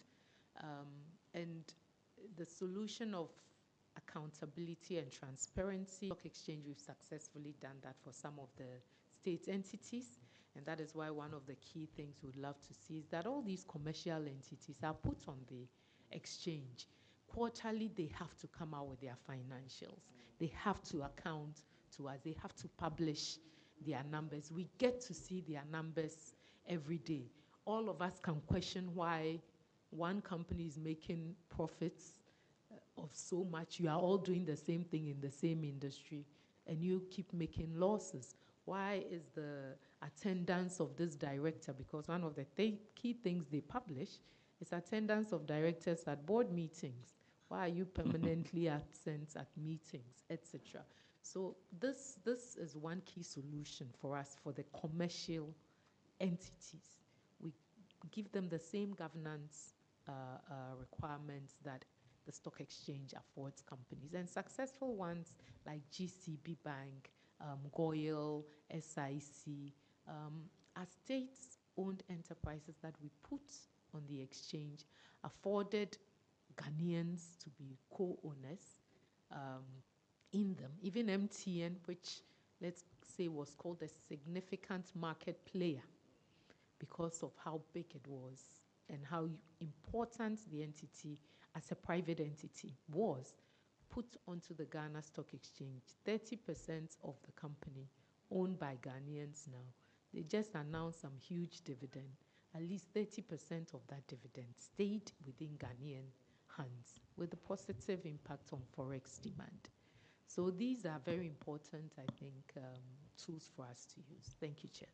Thank you, thank you. So would the stock exchanges listing, so on the corporate governance side for SOEs, if we took a look at the, I don't know if it's your listing requirements of the stock exchange or your corporate governance rules, would you consider them with some appropriate modification, just appropriate for the state-owned enterprise sector as well? I mean, because if you brought them into the Constitution, then you would need to have some sense of the appropriate corporate governance structure for those entities. Yes. You think we could take a look at that? We do, and we have already state-owned enterprises that are listed that and have to comply and government as a significant shareholder lives with these governance practices. So maybe you could help us with okay, we have long gone past our time for lunch because we started half an hour late, but maybe we'll give the last word to Nana. Did you want to say something again, or can we just close? I think we've had a critical discussion, but there will be a need for a follow-up on some of these things that we're talking about, because well, if the follow-up can take the form of a written we communication, yes. That would be more helpful because we may be constrained for time. What we would appreciate is a written presentation that you can take a look, and then maybe you can inquire on more, so we can amplify on some of the points that were raised to make sure that we cover the grounds and make sure that they are admissible into a constitution, because we can't bring every bread and butter into the constitution. Sure. Very grateful, sir. Thank you. Thanks, everybody, for making time for us this morning and afternoon. This is an important constituency, the private sector, both from the point of view of capital and labor. And I think we've had a very useful conversation today, very productive, a number of different ideas from different players in the sector. So thank you very much for making time. If you haven't thought about doing a written submission, please do. I think writing helps to sometimes discipline your mind and your ideas even better.